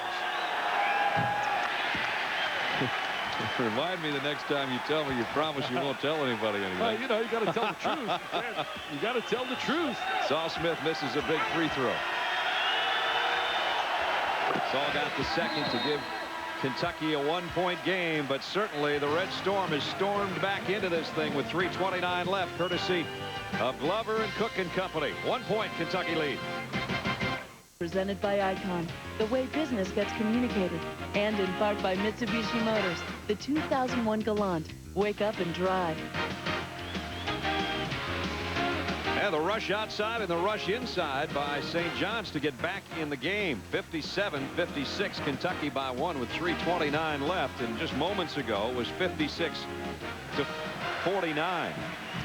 Well, all of a sudden, other guys have stepped up other than Omar Cook. As you look here at the storyline. Rebounding edge still Kentucky's. Estill with 15, but he's got 4 fouls now. Cook with 18 has pretty much led the way all night for St. John's, although right now there's 16 points for Anthony Glover, who finally came and showed his status as a muscle guy inside, and Cook is working with 2 bad calves, both of them cramping up from what we understand from the St. John's bench. And he's got great hands, and he can handle that rock. Also, part of that storyline is the fact that Kentucky has not been able to make that perimeter jump shot from out of 3-point range. They're going into a zone right now. Protect Saul Smith with 4 fouls. He's got to attack the zone with a little dribble penetration. Got to get in gaps and attack the zone. You don't want to be passive and play on the perimeter. That's what I love when you watch Duke play. They attack that zone. So does Arizona. Nice pass down to Jesse on the baseline. A wide open look. Great look. He created that look. Cook now penetrates, dishes cross court. What a look right there. I mean, that's a big league pass, Brad. That's just an awareness. Look at him. Look at him. He's in pain. He's in pain. He's hurting. He doesn't hurt when the ball's in his hands, though. Yeah, you notice that, huh? Saul Smith has just fouled out. They got the 5th on him out of the zone as well through that diagonal pass. So that's going to put some pressure on Kentucky, too, because it's going to have to be Blevins and Prince handling it for the most part. I'm sure Hawkins will come in. Let's look at Dave Hobbs talking to Tubby Smith there, former head coach at Alabama, now on the staff. Mike Sutton rotates over. Here comes Blevins in for Smith. Meanwhile, those two passes, the last two passes, it's too bad they weren't assists because they were picture perfect.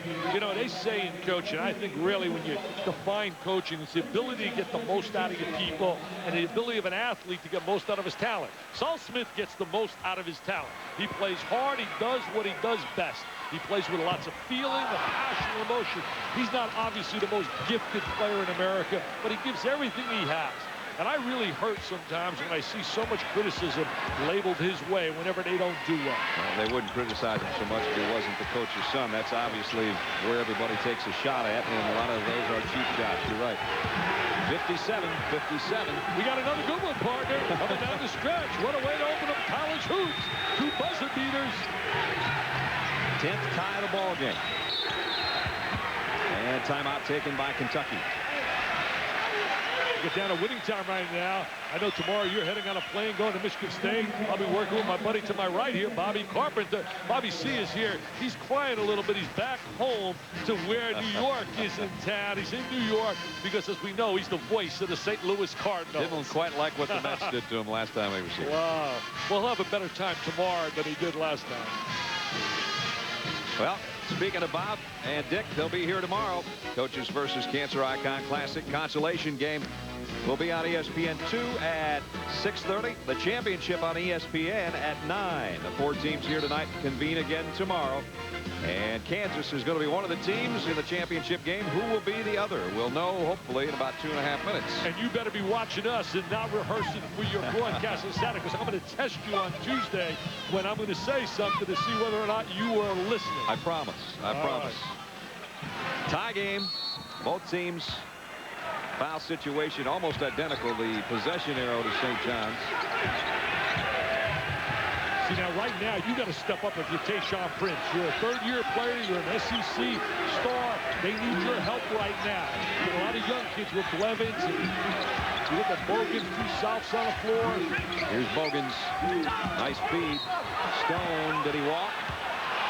Nope. Foul. Jimmy Burns got the foul on the interior. Stone aggressively goes to the goal. Fordham picks up his 3rd. Going to take a look at Stone, trying to get into a little gap, drifts a little bit away from the basketball, takes it up, gets fouled, now goes to the line, got to convert here. We talked about conversion late in the game, so big, really created a nightmare for Steve Lavin and UCLA. Didn't make free throws, and that's why they weren't able to get to that winner's circle. You got to make free throws. We might have a contact lens that flew out of somebody's eye. Oh, there it is. There we go. Now that's a camera shot. Wow. You can't get a better camera shot than that. Trust me, I've been there. There's nothing worse than being blind and your contact falls out and you're all over your knees on the floor. I need you. I'm screaming, Brad, come and help me. Come and help me. I can't find my contact. Only people that wear contacts can understand that feeling. Bill Montanari, our camera guy down there with the shot. Good job, Bill. I don't get killed if anybody charges down there on the baseline. There he is. Yes, sir. Does a great job. Nice paisan. Eats a lot of linguine. Told me he likes a lot of lasagna. Here comes Marvin Stone, and I don't want to put it on Marvin's shoulders, but he has been the best free throw shooter tonight. He's got those long, long arms. Came in with a big-time reputation out of Alabama. Showed some good moments last year. I think this year he's going to be special all year long. Alabama's Mr. Basketball. See, I knew I shouldn't have said that. Back in '99. And this is only his 2nd free throw. This one can give him the lead. 2:18 left. Mark Gottfried really was brokenhearted when he decided to go to Kentucky instead of Alabama and stay home. But he didn't waste time. He went out and got Gerald Wallace and Ron Gazard 2 years ago. Marvin got the 2nd. A 1-point Wildcat lead as we approach 2 minutes. Got into a zone. 1-2-2 half court. Now 3/4 into half court. There's a straight 1-2-2 zone. Tayshaun Prince. It's a little unique because you got the big guy at 6'9" with that wingspan. Nice bounce pass to Jesse. Another good look cross court to Cuff, and now a foul. And let's see if it's going to be on Parker. Jesse had an awareness. He knew Cuff was right there on that diagonal pass, looking for the open man and attacking that zone. Fouls on Bogans, not on Parker. It's going to come down. Cuff. going to come down and make the free throws, Brad. Whoever converts and makes free throws, protects the basketball, is going to leave here the winner and go to the championship game instead of consolation. That's kind of what we had in the first game, even though much more high scoring. Team that hit the free throws, protected it when they had to. Tough misses. Same spot where Matt Barnes missed his big ones right down there, 3 in a row. St. John's has missed 6 of its last 9 from the stripe. And that hurts in a one-point game. Oh, in a one-point game, 7 out of 10. You miss 7 out of 10, and you're in a one-point game. Now any kind of field goal that Kentucky can convert starts looking pretty good. It wouldn't have with those free throws, obviously. His Bogans had a little alley, and he pulled up on it. Prince, big shot. Didn't go, but a bigger rebound underneath. He's been a force inside. He and Estill have stepped up on that baseline. Marvin Stone. Stone with 14, Estill with 15. Big possession right now for St. John's. The biggest possession of the night right here for the Red Storm.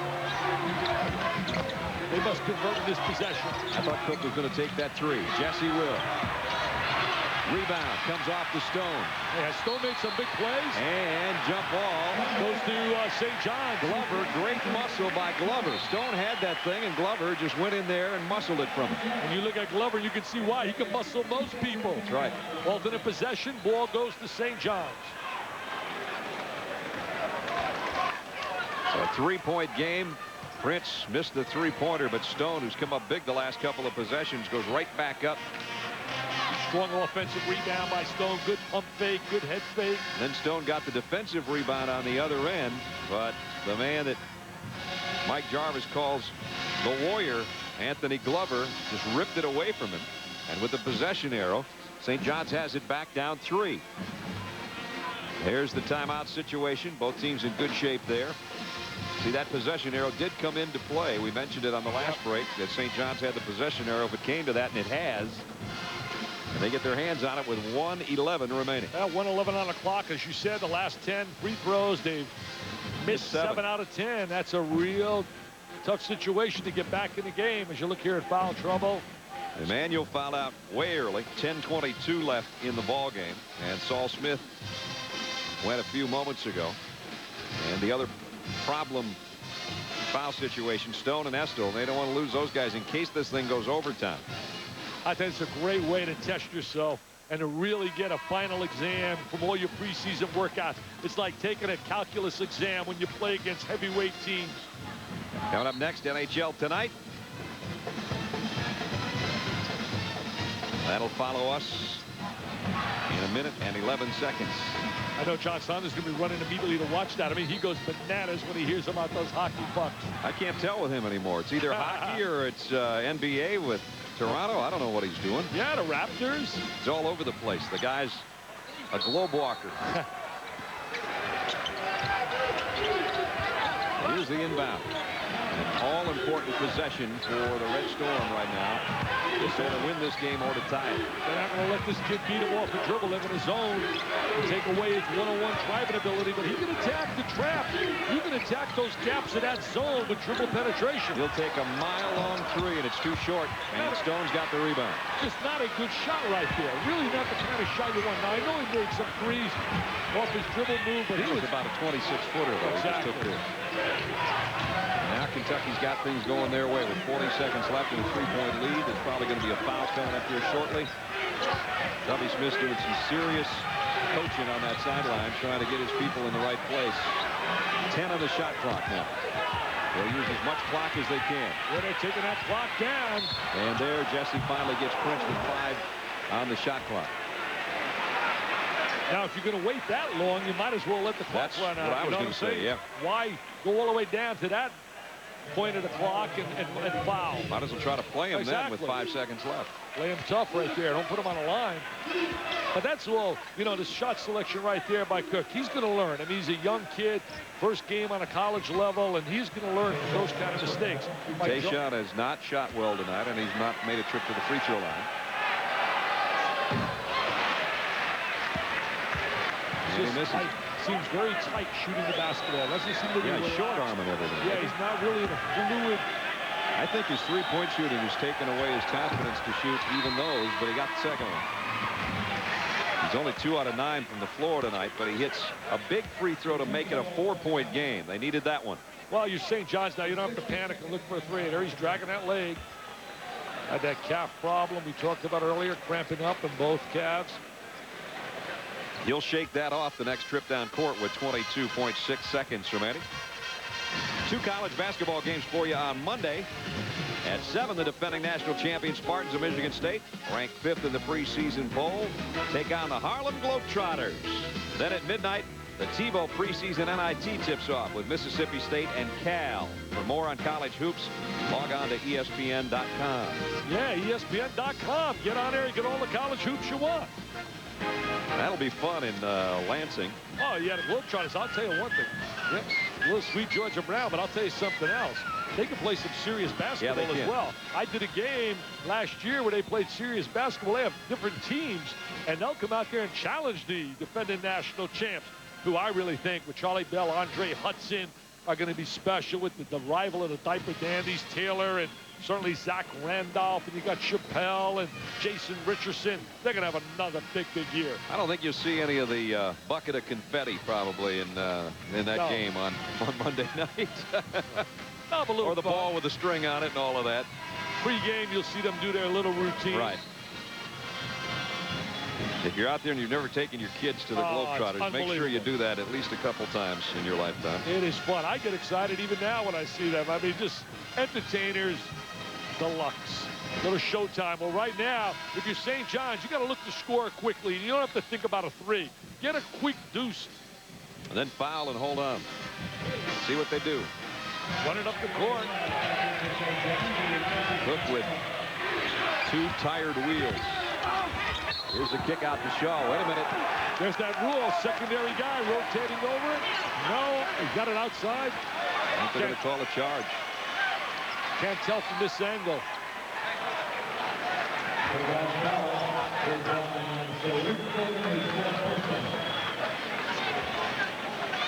Here's another look.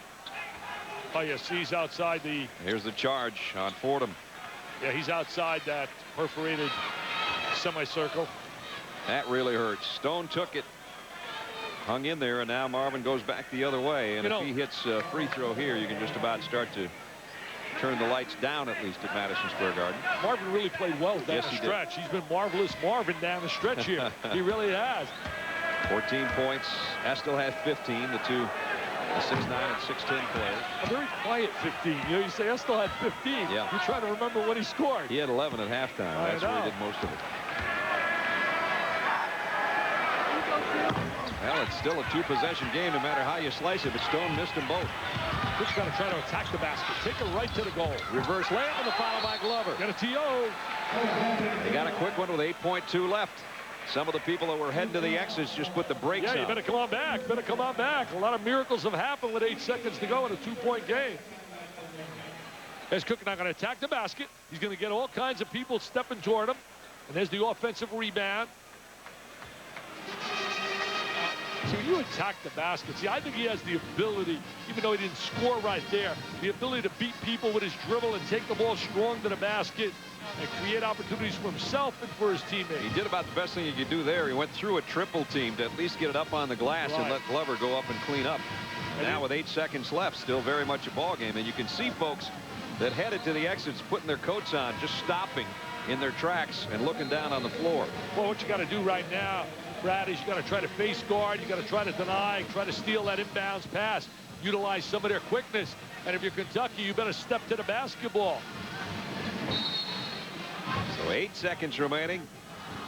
NHL tonight will be next here on ESPN2. Well, both games came right down to the wire. We had 2 games go right to wire. Situation out of consolation tomorrow. You'll have 2 teams 0-1. Somebody's going to leave 0-2. Kentucky put their people out there, and St. John's took another timeout without even breaking the huddle. Next year, coming into this field will be Florida, Arizona, Maryland, and they haven't gotten the 4th yet. They'd like to get maybe Seton Hall. That'd be a great attraction with those 3. So the second timeout was called without any movement at all from the bench. It's something you can do.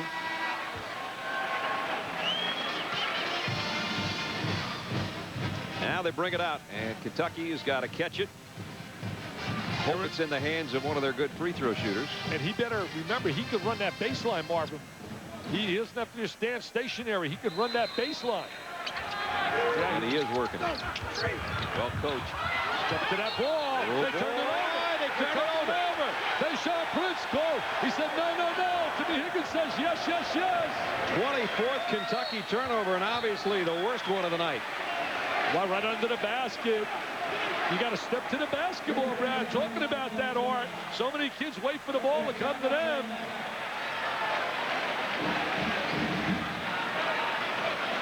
Wow, what a huge play. When I said they have to come, as Dick said, come to the ball and just catch it and then worry about the free throw line, and they didn't do either. Nope. And now you got a situation where St. John's trying to convert now. You're going to want to put the ball in the hands. He looked away just for a second, took his eye off the ball. I'll tell you one thing, it looked like St. John's knocked that ball out of bounds. It looked like St. John's knocked that ball out of bounds. I know I'm blunt. What do you think? Come on, Mr. Nessler. Who hit that ball? Close to. Oh, man, I don't know. The other angle, I agree with you. That one, I'm not so sure.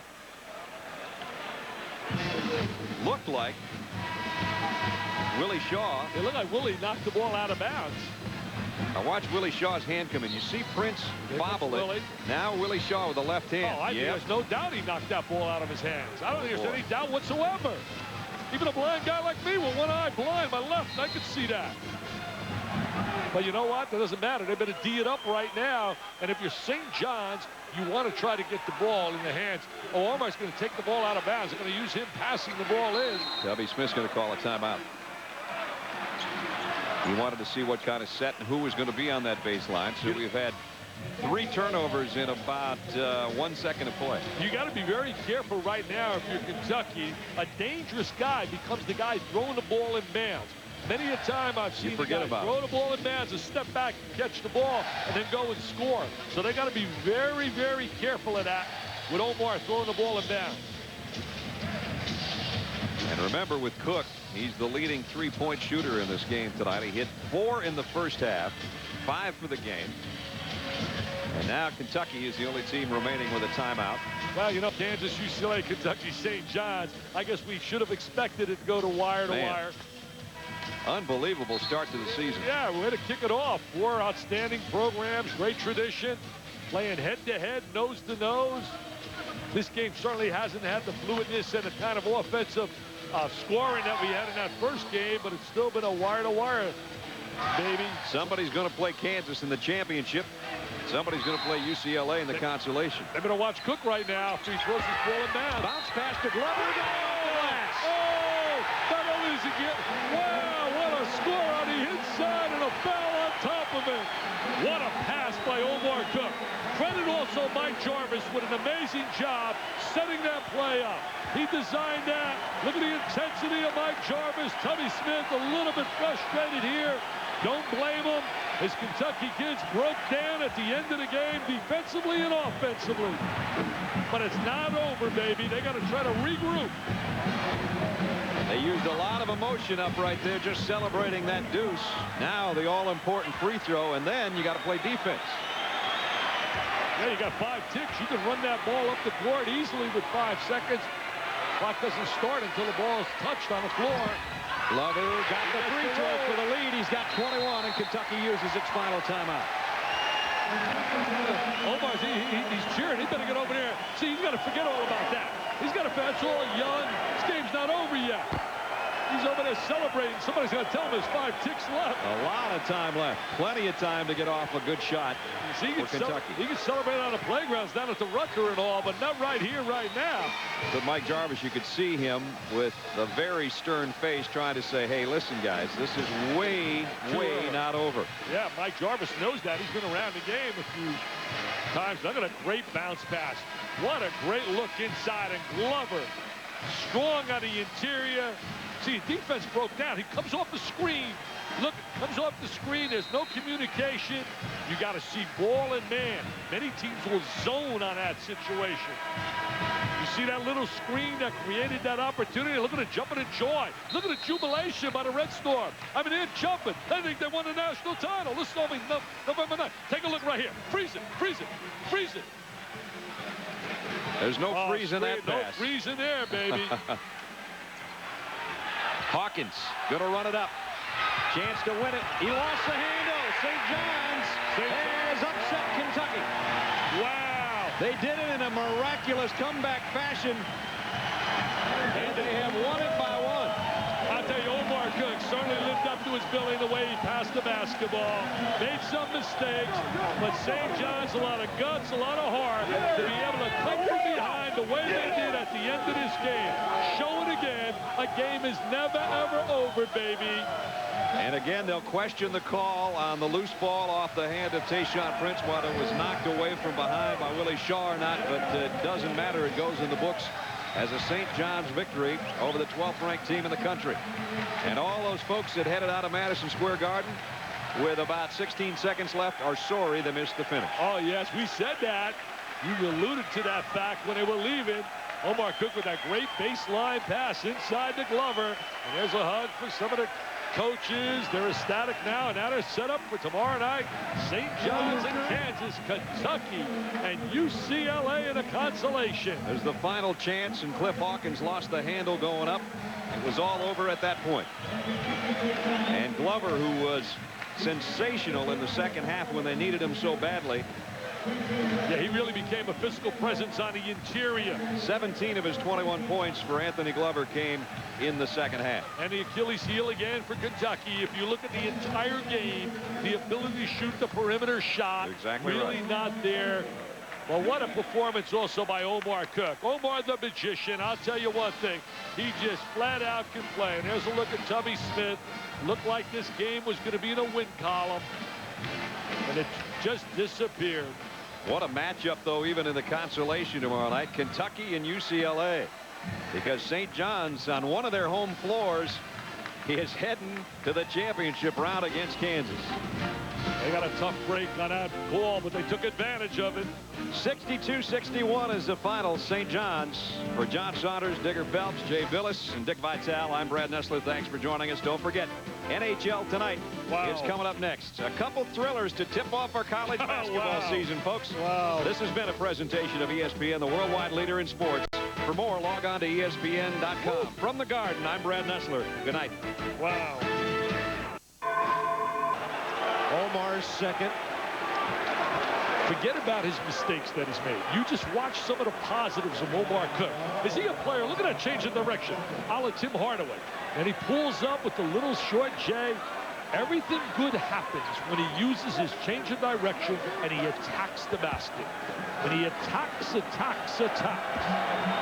Kenny Gregory at the line. Only 2 of his 16 in the second half. Well short. First thing he wanted to do after the game last night is see his family, his mom. Reminiscent of Derek Jeter, a classy winner who, after winning a World Series, the first thing he wanted to know, where is my mom and dad? Where's my mom and dad? And that's beautiful to hear. This has been the one Achilles heel of Kenny. 4-point game. Running down to 4.5 minutes for the championship of the Coaches versus Cancer Icon Classic. You know, he gave him the spark really sure with the 2 threes and that slashing drop. That's right. 8 points in that sequence. Kansas got to come up with a stop here to quiet the momentum that St. John's has. There's Willie. For Cook. Way out. Just off. And the rebound. Drew Gooden. Really tough shot there because Hershey was right in his face. Did not have that good look. He's got to understand what is a good shot. And when Gooden's in the game, you don't often get a second chance. Exactly. That's going back the other way. What's the call? Chenoweth has 4. Is he gone? Wow. Eric Chenoweth fouls out with 4 minutes to go, and Roy can't believe it. Roy's demonstrating that he's backing up as Chenoweth goes out to that sideline. A victim of the early point of emphasis, toughness. Eric Chenoweth fouls out with 8 points, 3 rebounds. He only played 6 minutes in the first half. Well, they want to clean up that tough and rough post play.